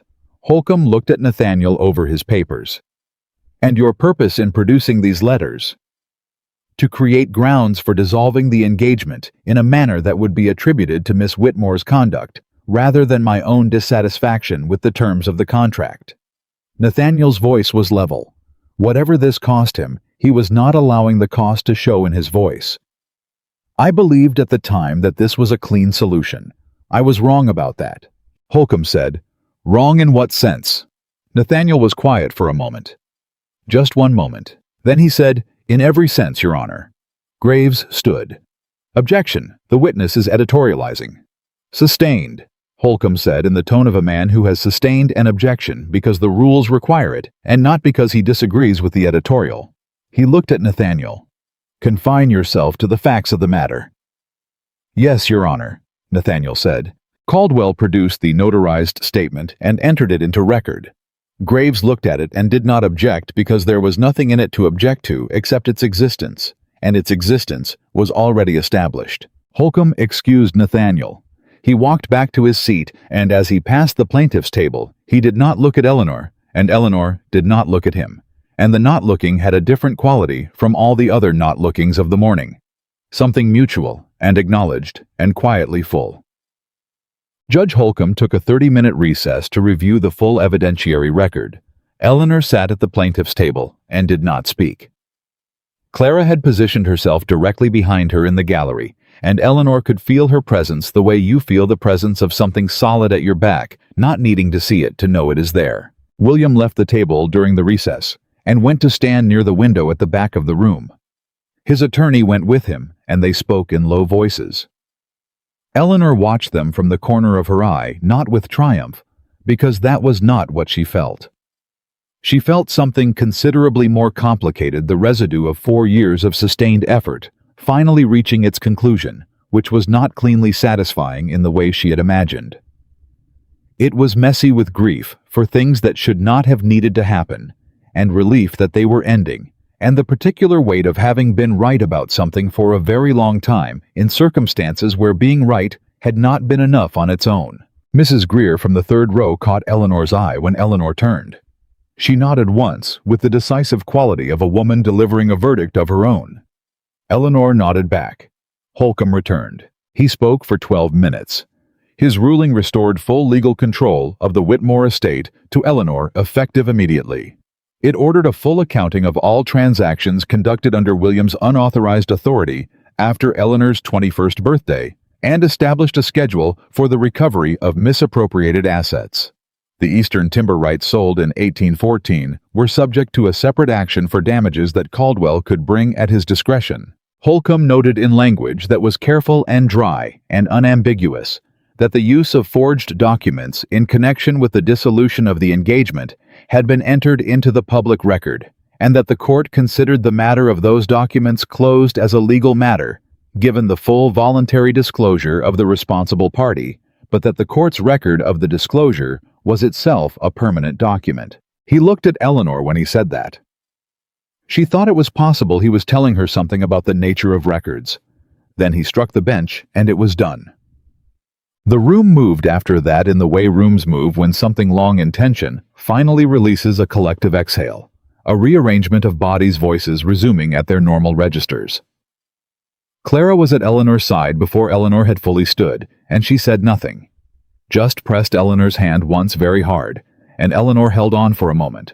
Caldwell shook her hand with professional warmth and told her he would begin the asset recovery process the following week, and that she should expect correspondence from Boston within the fortnight. Mrs. Marsh appeared from the gallery and said simply, "Your father would have been satisfied," which was, Eleanor thought, exactly the right thing to say, and the only thing she found herself unable to answer immediately. She was speaking to Mrs. Aldrich, who had brought Thomas, who was pulling on Eleanor's sleeve, to show her a drawing he had made when she became aware that William was approaching. She turned. He looked old. She had not registered until this moment how old he looked.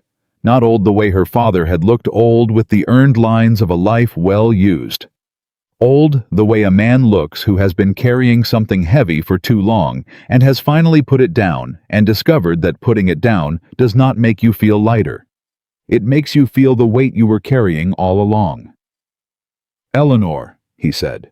Thomas, who had no understanding of complicated family dynamics and a child's accurate instinct for tension, detached himself from Eleanor's sleeve and went back to his mother.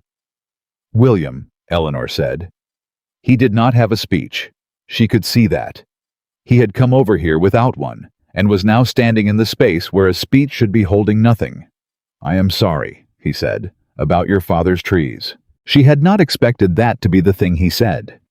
Of everything he could have said about the money, about the years, about the decisions and the debts, and the slow erosion of a legacy, he had gone to the trees. She understood why. Because the trees were not a financial matter. The trees were Edmund Whitmore planting something he would not live to see finished, building forward into time on behalf of the daughter he knew would outlast him.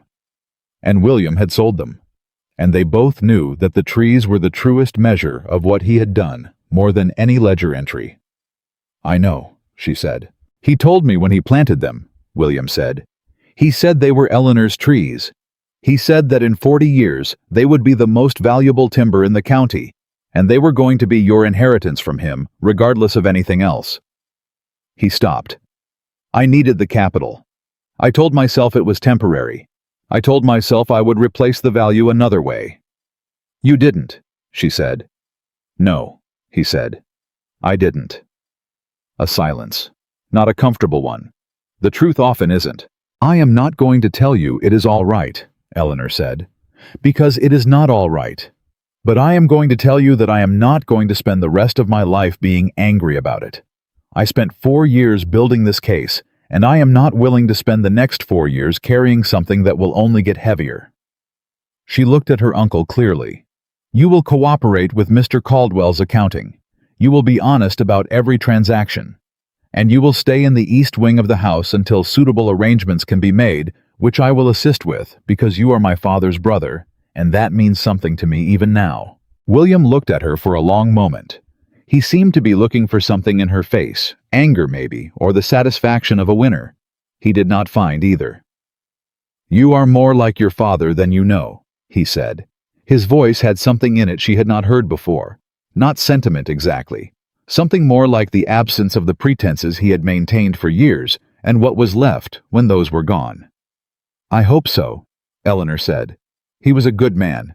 William nodded. He left.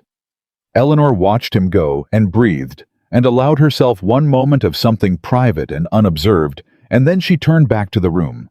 Nathaniel was at the door. He had been waiting. She understood to see if she was done. He had not approached during the conversation with William. He had given her that which she noted because it was the kind of thing she had learned to notice, the small, precise choices that reveal what someone understands about when to step forward and when to hold back. He was stepping forward now. "Miss Whitmore," he said when he was close enough. "Mr. Ashford?" She met him without flinching and without softening. Both seemed important. "The notarized statement was—" She paused. "It was more than I asked for." "It was what was accurate," he said. "I don't reckon there's much point in telling half the truth about something like this." She looked at him. "You rode to Boston." "I did. In the middle of August." The heat was considerable, yes. Something moved through her that was not quite amusement and not quite affection, but lived in the space between them, which she was becoming aware was a smaller space than it had been 2 months ago, and that the reduction of that space was not entirely accidental on either side. "Why?" she asked. The county solicitor could have notarized a statement here. He was quiet for a moment. When he answered the way he had answered in her study, not looking for the easiest version of a true thing, but looking for the truest one. "Because I needed it to be completely outside any jurisdiction where someone might question whether the notarization was influenced by my position in this county," he said. "I wanted it to be clean, unimpeachable, something no one could undermine later." He paused.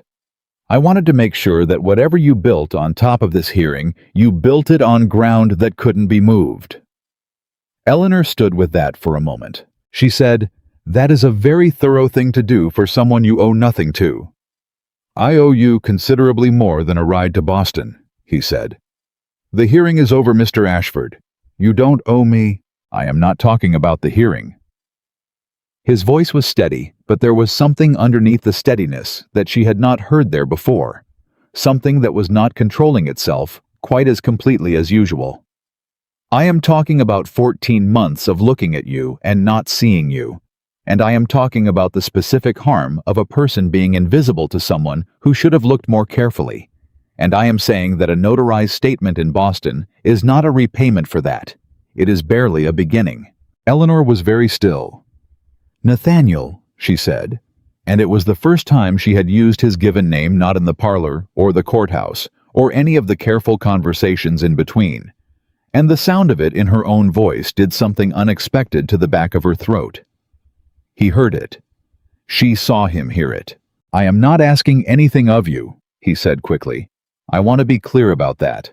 I am not here with a plan or a proposal or any design on what comes next. I am here because I testified and because I wanted to see that you were, because I wanted to." He stopped. He seemed to be encountering the edges of his own vocabulary in a way that was new to him. "I wanted to make sure it went the way it should have gone." "It did," she said. "Good." He turned his hat in his hands. "That's good." They stood there.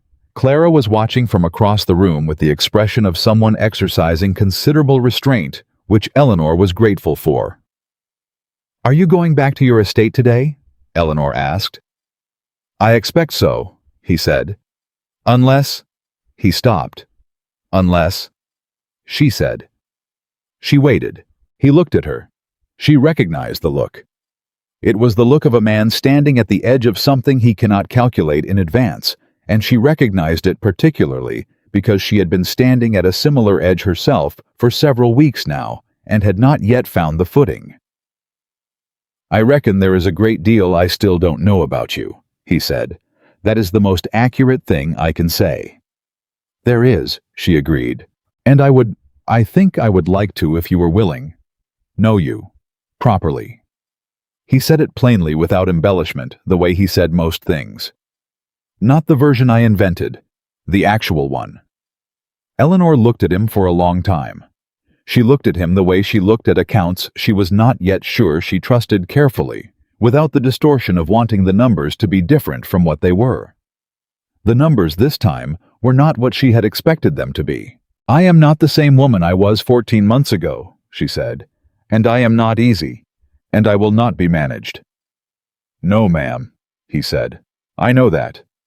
And I will not pretend that what happened in July did not happen. It will require time and evidence and— Miss Whitmore." His voice was quiet. "I am not in a hurry. I reckon I've been in a hurry all my life, and it has not served me particularly well." She breathed. The courthouse was emptying around them, voices fading toward the door the September morning waiting outside. Clara had turned diplomatically away and was talking to Mrs. Greer with the focused intensity of a woman who is very deliberately not watching something. "There is a farm on the north edge of my property," Eleanor said finally. "My father built a fence line there that has needed repairing for 3 years. I have been meaning to ride out and assess it since I regained control of the estate accounts." Nathaniel said nothing. He waited. "I will be riding there on Saturday morning," she said. "If you happen to be in that area on Saturday morning, and if you happen to know anything about fence assessment that might be useful, not because you owe me anything, and not as any kind of formal arrangement, but simply because—" She stopped. "Because," he said. "Because I am tired of doing everything alone," she said. "And because you read the book." He was very still. "What book?" "Mrs. Price told me," Eleanor said, "about the lending library." Something moved across his face. She would have called it relief, except that relief was too small a word for the quality of it. It was the expression of a man who had spent several weeks doing things he was not sure anyone would notice and discovering that someone had. "The book had useful information in it," he said carefully. "I'm sure it did," she said. The silence between them was different from any silence they had occupied before. It had room in it. Not resolution. She was not the kind of woman who moved toward resolution before she understood the full terms, and she suspected he was beginning to understand that about her. But room. Enough room for what might come next. "Saturday morning," he said. "Saturday morning," she said. She picked up her bag. She turned toward Clara, who swung back around from her conversation with Mrs. Greer with the carefully composed expression of a woman who had heard precisely nothing. "Ready," Clara said. "Yes," Eleanor said. She walked out of the courthouse into the September morning, and the air was clean and cool after the long summer, and the light was the kind that makes everything look like it has just decided to become itself again after a difficult season. She walked down the courthouse steps and felt the ground solidly under her feet. Her ground legally and completely for the first time in her adult life, and she did not look back. She did not need to. She already knew he was watching. "Capital," The week that followed was the first week in 4 years that Eleanor spent without a case to build, or a legal strategy to plan, or a protected document to maintain. The estate accounts were hers. The correspondence with Caldwell was transitioning from strategy to implementation. The urgent scaffolding that had structured her days for so long was coming down, and what it left behind was something she had to learn to inhabit from scratch. It was strange. She had not anticipated strange. She had anticipated relief, and relief was there, but it shared the space with a quiet unfamiliarity. The feeling of a person who has been holding something heavy for so long that putting it down changes the way they stand. She rode the property every morning. She went room by room through the house and made a list of what needed repair and what needed replacement, and what her father had built well enough to last another generation without intervention, which was more than she had expected, and which made her throat tight in ways she did not examine too directly. She let Mrs. Marsh resume her position as estate bookkeeper formally, and with a letter that said everything the arrangement had always meant. Mrs. Marsh read the letter and said about time, and started immediately. On Friday evening, Clara came to say goodbye before riding home to her family north of the county. They stood at the gate in the early evening, and Clara looked at Eleanor with the particular expression she reserved for moments she considered significant. "Are you nervous?" Clara asked. "About Saturday," Eleanor said. "No." "Liar," Clara said, but warmly. Eleanor looked at the road. "I am careful," she said. "I am being very careful." "There is a difference between careful and armored," Clara said. "You know that." "I know that." "And you know that the careful version of you has already done everything it needs to do," Clara said. "The case is won. The estate is yours. The documentation is complete." She paused. "What comes next doesn't have a ledger." Eleanor was quiet for a moment. "No," she said. "It doesn't." Clara hugged her with the straightforward physical warmth she had always offered, and which Eleanor had always found easier to receive from her than from almost anyone else. Then she got in her carriage and told the driver to go, and she leaned out the window as it pulled away and called back, "Tell me everything, every word." Eleanor raised a hand. She stood at the gate until the carriage was out of sight, and then she went inside and sat at her father's desk and did not open the accounts.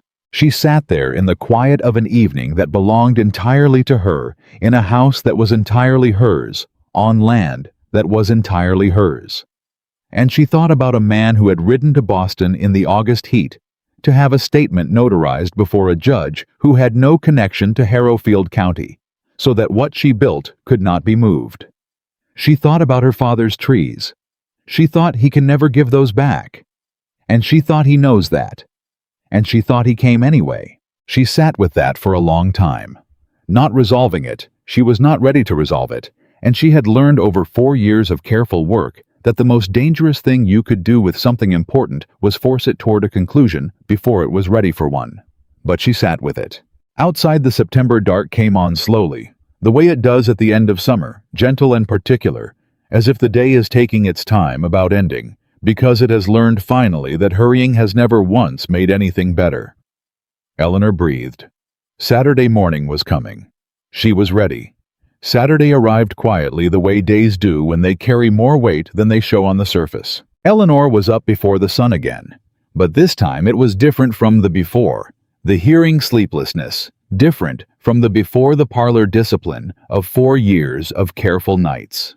This was the sleeplessness of someone standing at a threshold they chose, which is an entirely different animal from the sleeplessness of someone waiting for something they cannot control. She dressed without rushing. She ate without tasting. She told herself 3 separate times that she was not nervous and believed herself less with each repetition. She rode out to the north fence line at 8:30. The fence was in worse condition than the accounts had suggested.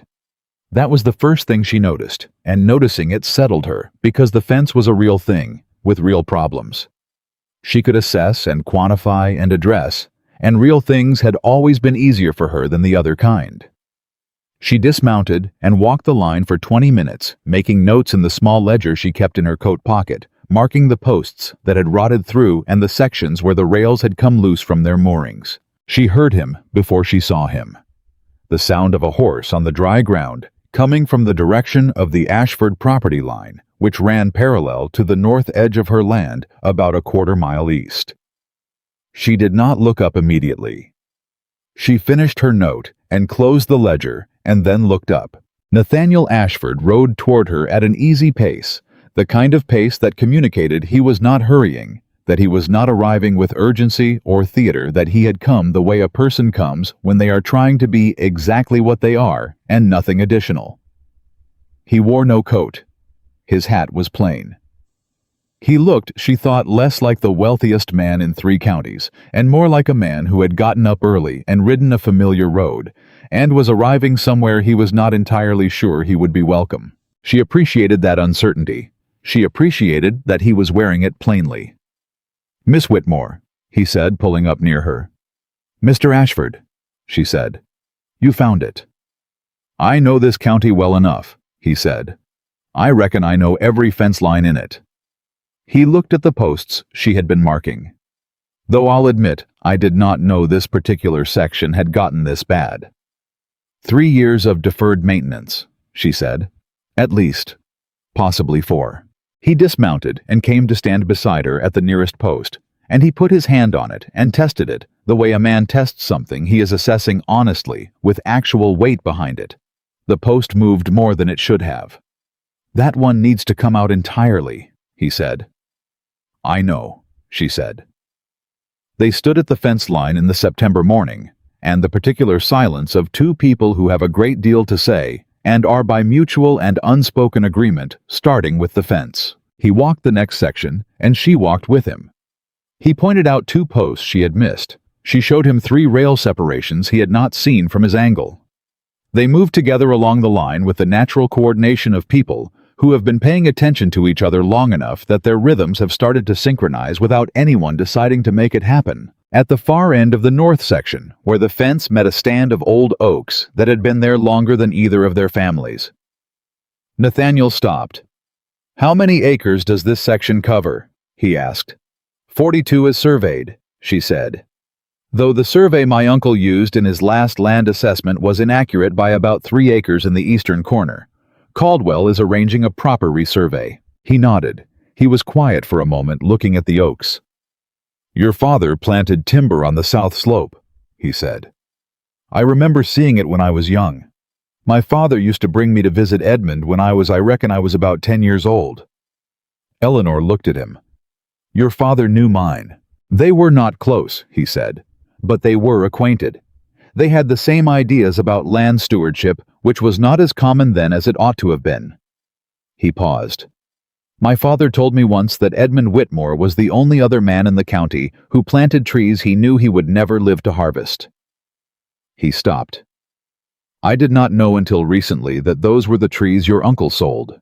The words landed between them without drama, which was worse than drama somehow. Drama you could push against. This just sat there. "He told me about them," Eleanor said. Her voice was steady.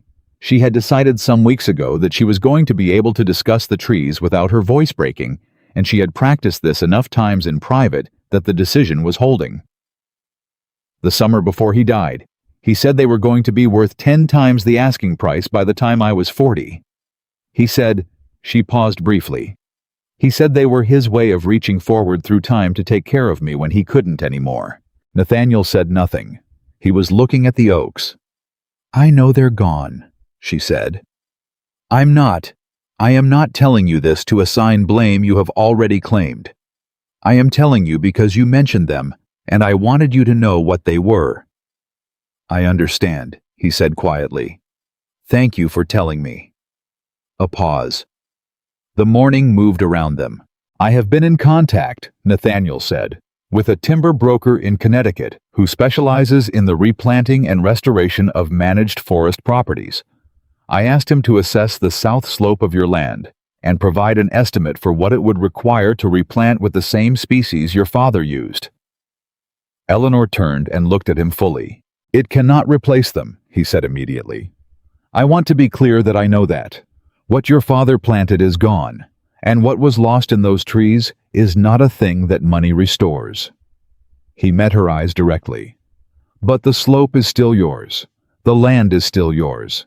And if you wanted to plant trees that your grandchildren might harvest," the broker said, "the soil conditions are still favorable for it."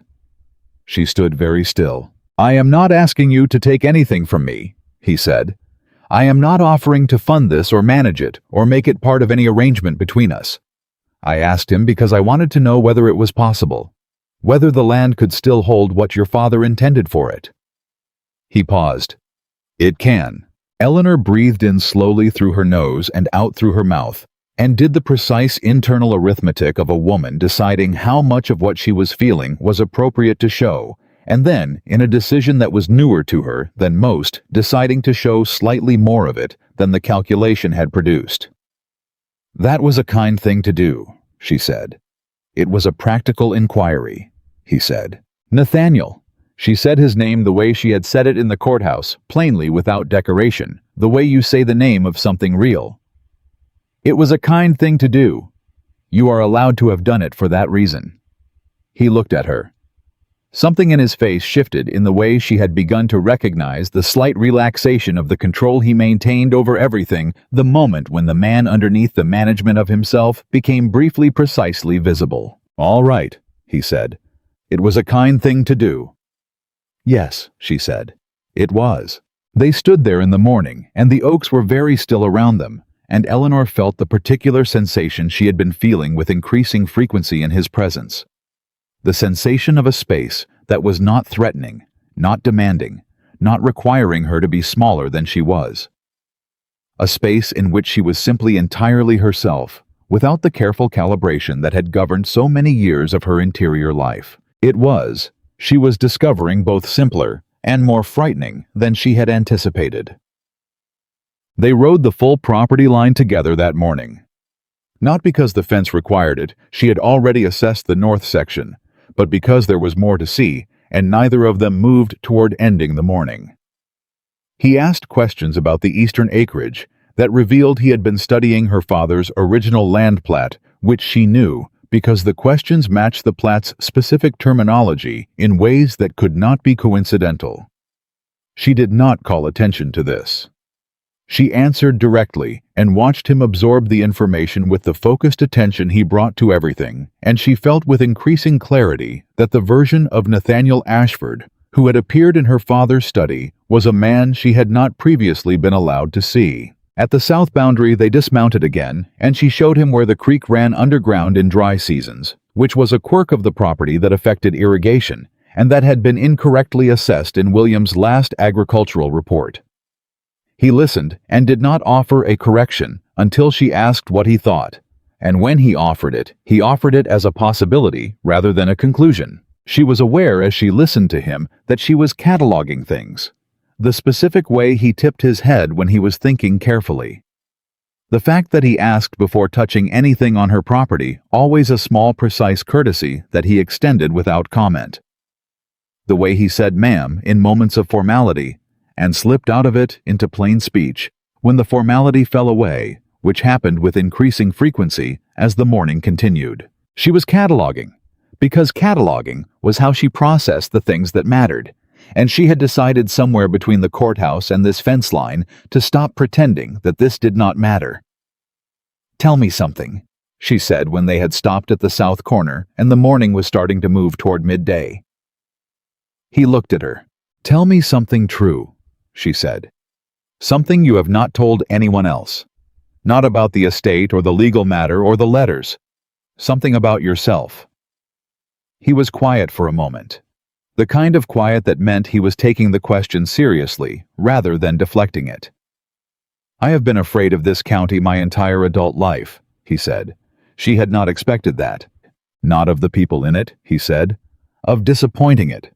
Of being less than what my father built and what everyone here decided I was supposed to be. I made decisions I am not proud of, because they were the decisions of a man who needed to be exactly what this county expected." He paused. "The engagement was one of them. Not the ending of it, the beginning. I entered it because it was the kind of arrangement a man like me was supposed to enter, and I told myself the rest of it was workable, and I did not ask whether any of it was true, Because I was afraid of what an honest answer would require. Eleanor held that carefully. What would an honest answer have required? She asked. Knowing you, he said. Actually knowing you, which would have required admitting considerably earlier that the version of you I had constructed in my mind was wrong, and that the actual woman was— He stopped. She said.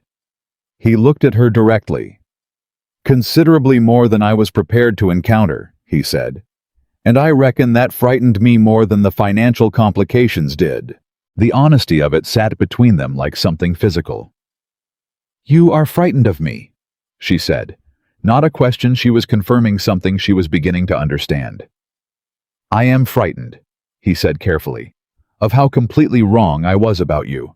Because if I was wrong about you that completely, then everything I built on top of that assessment is wrong too, and the number of things I built is considerable. Eleanor looked at him for a long moment. What do you do, she said, when you discover that a foundation is wrong? He understood the question. She saw him understand it. You tear it out, he said, and you lay a new one. Yes, she said, you do. The twist that came that afternoon was not from Nathaniel. It came from a direction Eleanor had not prepared for, which was the first time in 4 years that something significant had arrived from an angle she had not considered. She returned to the house at midday to find a letter waiting for her delivered that morning by a writer from Boston. The return address was a law firm she did not recognize.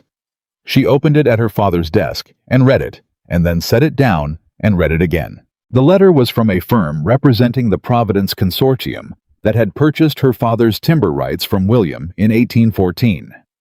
It indicated that the firm had become aware of the legal proceedings regarding the Whitmore estate and was writing to advise Eleanor that the consortium was prepared voluntarily and without litigation to negotiate the return of the timber rights in exchange for a settlement of the original purchase price plus a restoration fee.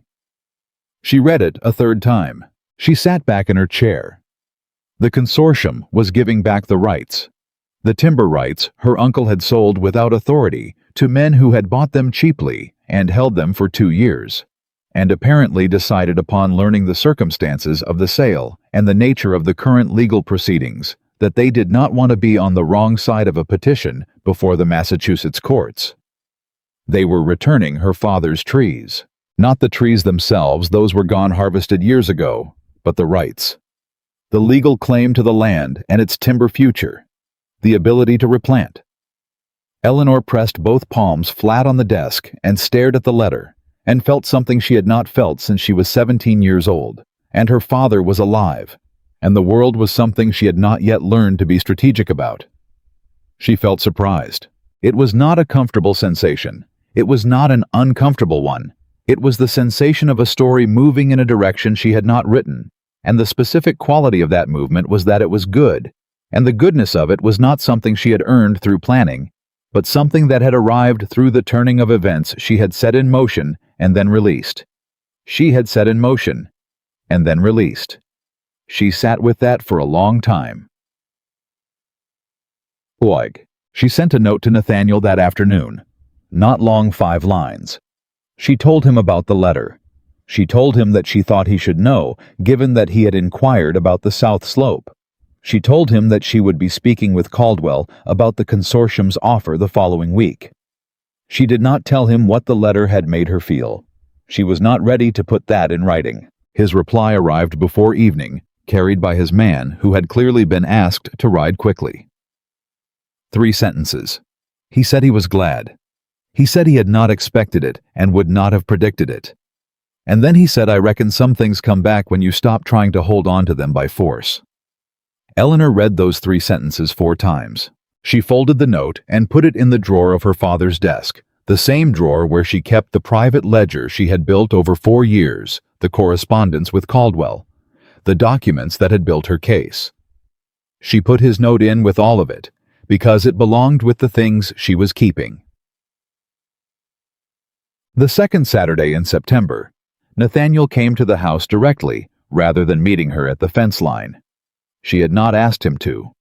He sent a note the day before, asking if he might call, which she appreciated, because it was a request and not an assumption, and she sent back a note saying yes, and spent the morning conducting herself with considerable more composure than she actually possessed. He arrived at 10.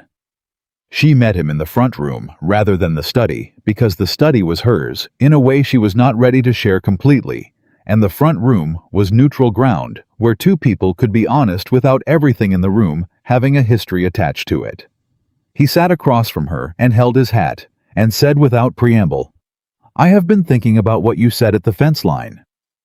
"Which part?" she said. "About doing things alone," he said. "About being tired of it." She waited. "I reckon I have been alone a long time too," he said, not in a way that was visible. "I had people around me and obligations and the county and the estate, but alone in the way that means there is no one who knows the full weight of what you are carrying." He paused.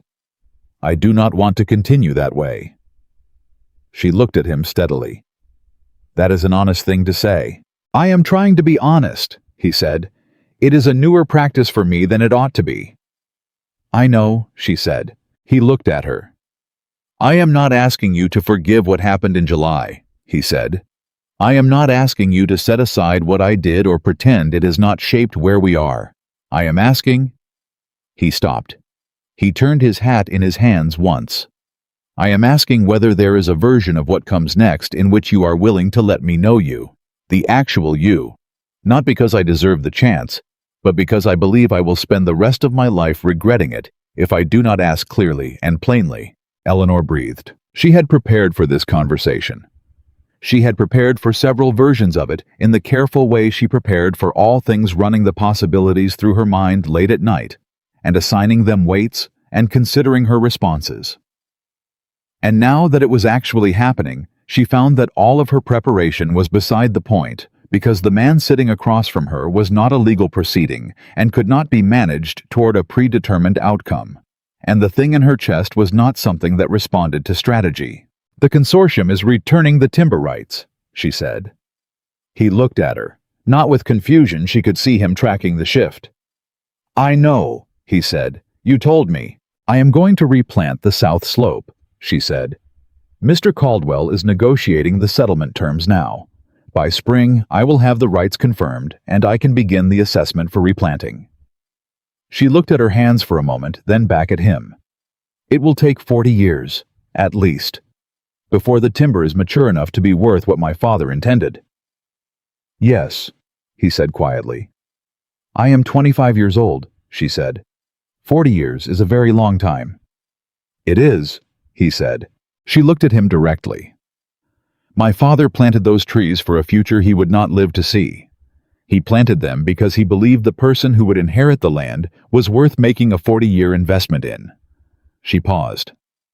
"I have been thinking about what it means to live that way, to build towards something you cannot control, to invest in a future that depends on other people's choices going a particular way." Nathaniel was very still. "I have not been good at that," she said. "I have been good at building cases, at preparing for the worst, at making sure that nothing I needed depended on anyone else's willingness to come through." She breathed. "That has kept me safe, and it has kept me alone." He did not say anything. He seemed to understand that this was not yet the moment for speaking. "If I let you know me," she said, "I mean actually know me, the accounts and the law books and the letters to Boston and the fear I do not show and the things I find funny at inappropriate moments and the way I talk to my father sometimes when I am at his desk, because it is the only way I know how to miss him. If I let you know all of that, I need to know that you will not construct a version of it that suits you and dismiss the rest." "Eleanor." He said her name the way she had said his at the fence line, simply, like it was the most important thing in the sentence. "I reckon I will make mistakes. I cannot promise you I will not. But I can promise you that I am going to spend the rest of my life looking carefully, and asking, and staying when it is difficult." He paused. "I am not the man I was in July. I am not certain I am yet the man I intend to become. But I know the difference now between seeing what I need to see and actually looking, and I will not go back to the first kind." She sat across from him and looked at him and did the thing she had not done at the fence line or in the courthouse or in all the careful weeks between July and now. She let herself see him clearly, without the protection of distance or strategy, or the disciplined management of her own responses. She let herself see the man who had ridden to Boston in August heat, the man who had asked a farmer's wife if she was eating properly, the man who had read a book and checked it out and taken it home, and who had looked at the annotations in his own law books with a different understanding after she told him what they had meant to her. She let herself see him, and what she saw was not perfect, and was not safe, and was not something she could build a legal case around. It was, however, real. "All right," she said. He looked at her. "All right." "Yes," she said. "All right." She held his gaze. "But understand something, Nathaniel. I am not a woman who comes back to the same mistake twice. If you look away again, if you decide that the version of me that suits your plans is more convenient than the one sitting in front of you, I will not be here when you look back. Not because I do not have feeling for you, because I have too much respect for both of us to accept less than what we are capable of." He nodded slowly. "I understand." "Do you?" "I do," he said. "And I am glad you said it plainly." "I will always say things plainly," she said. "You should know that if you don't already." "I know it," he said. And for the first time since the morning in the parlor, she saw what she had seen in his face then, but not understood the flicker of something that went beyond respect, beyond interest, beyond all the measured assessments she had watched him perform. She saw plainly that he loved her, not the image, not the construction. The woman in front of him, precisely as she was, accounts and law books and planned for contingencies and all. He had not said the word. She did not need him to. She had been building cases for 4 years. She knew what evidence looked like.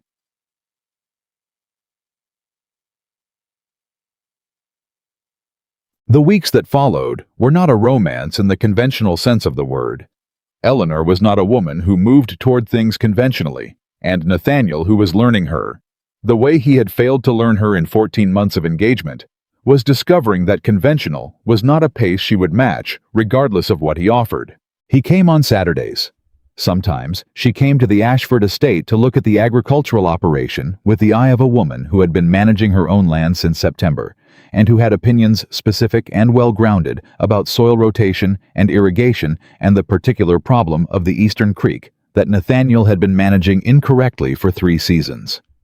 He listened. He argued back when he disagreed, which she appreciated, because agreement without thought was just a different kind of dismissal. She met Mrs. Greer properly for the first time during one of those visits, not as the housekeeper she had encountered briefly during the engagement, but as the woman who had kept her quietly informed through the worst of the summer, and who received Eleanor's acknowledgement of that with a brisk nod that contained entire volumes. "You always had good sense, Miss Whitmore," Mrs. Greer said. "I'm glad someone in this house is finally making use of it." "Mrs. Greer," Nathaniel said, "I'm speaking plain Mr. Ashford, which I believe Miss Whitmore prefers." Eleanor said, "I do prefer it." Mrs. Greer looked at her with the expression of a woman who has been waiting a long time for a particular kind of person to arrive, and is not going to make a fuss about it, but is quietly, firmly glad. "So do I," she said, and went back to her work. Why, October brought the first real cold, and with it the news from Caldwell that the consortium settlement was confirmed and the timber rights to the South Slope were restored to Eleanor's name. She received the document on a Tuesday afternoon and held it for a long time at her father's desk.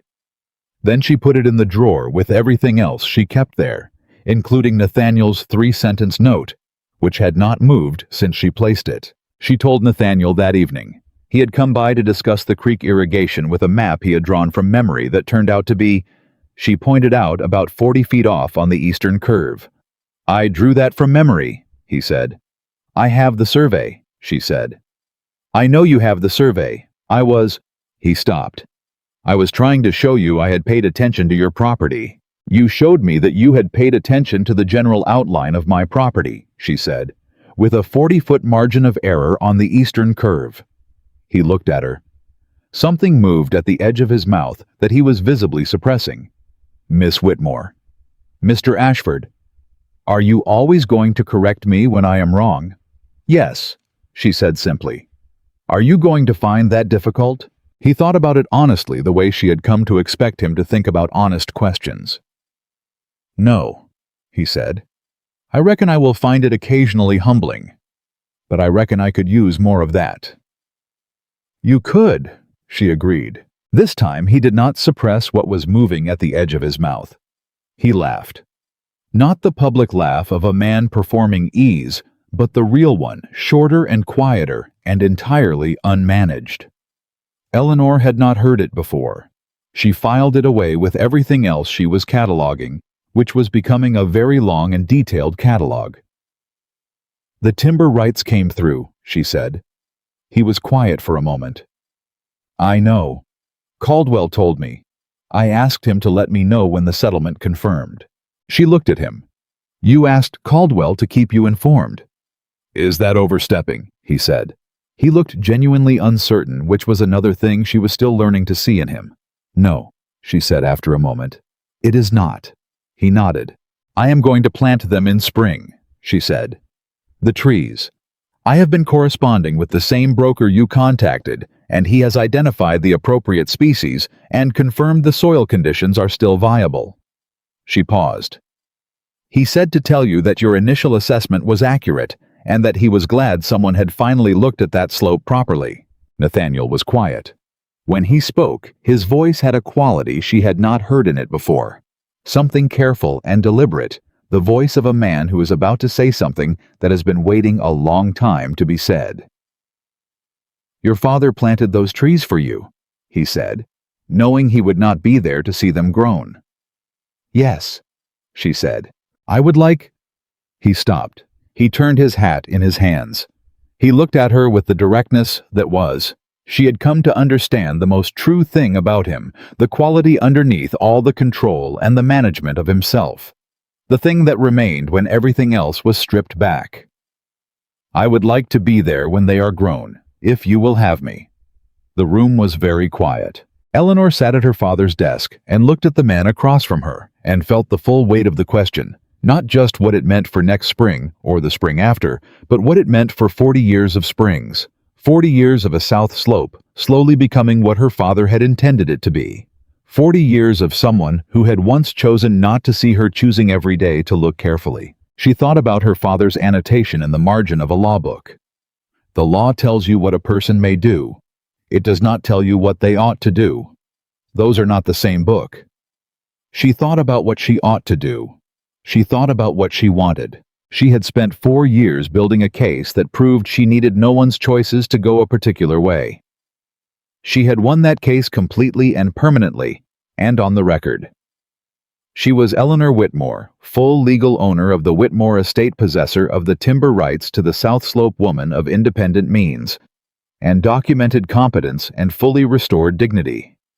She was also, and she saw no reason any longer to pretend otherwise, in love with the man sitting across from her. And love, she had decided, was not a weakness in the logic. It was the point of the whole enterprise. Yes, she said. I will have you. He was still for a moment. Then he set down his hat and he reached across the desk, and he did something she had not anticipated. He took her hand, not with drama, not with performance, but with the quiet certainty of a man who has finally found the one thing he was not going to manage or calculate or hold at a careful distance. She did not pull back. They sat like that for a moment in the room that was her father's study and her own, in the house that was fully and legally hers on land that was going to grow into something 40 years from now, that both of them would not entirely live to see. And Eleanor Whitmore understood with the same clear precision she brought to everything she had ever built that this was the best case she had ever made, not because she had planned it, not because she had prepared for this outcome or documented it or filed it before any court, but because it was true, and the truth her father's solicitor had told her once is the only foundation that holds. Nathaniel Ashford had spent his life being the most powerful man in the county, and in the end, it was a woman with a ledger and 4 years of patience and a drawer full of careful correspondence who changed him completely, not by asking him to be different, but simply by refusing to be anything less than exactly herself. Eleanor Whitmore had come into his parlor on the 14th of July with nothing but the truth in her hands. She left with everything: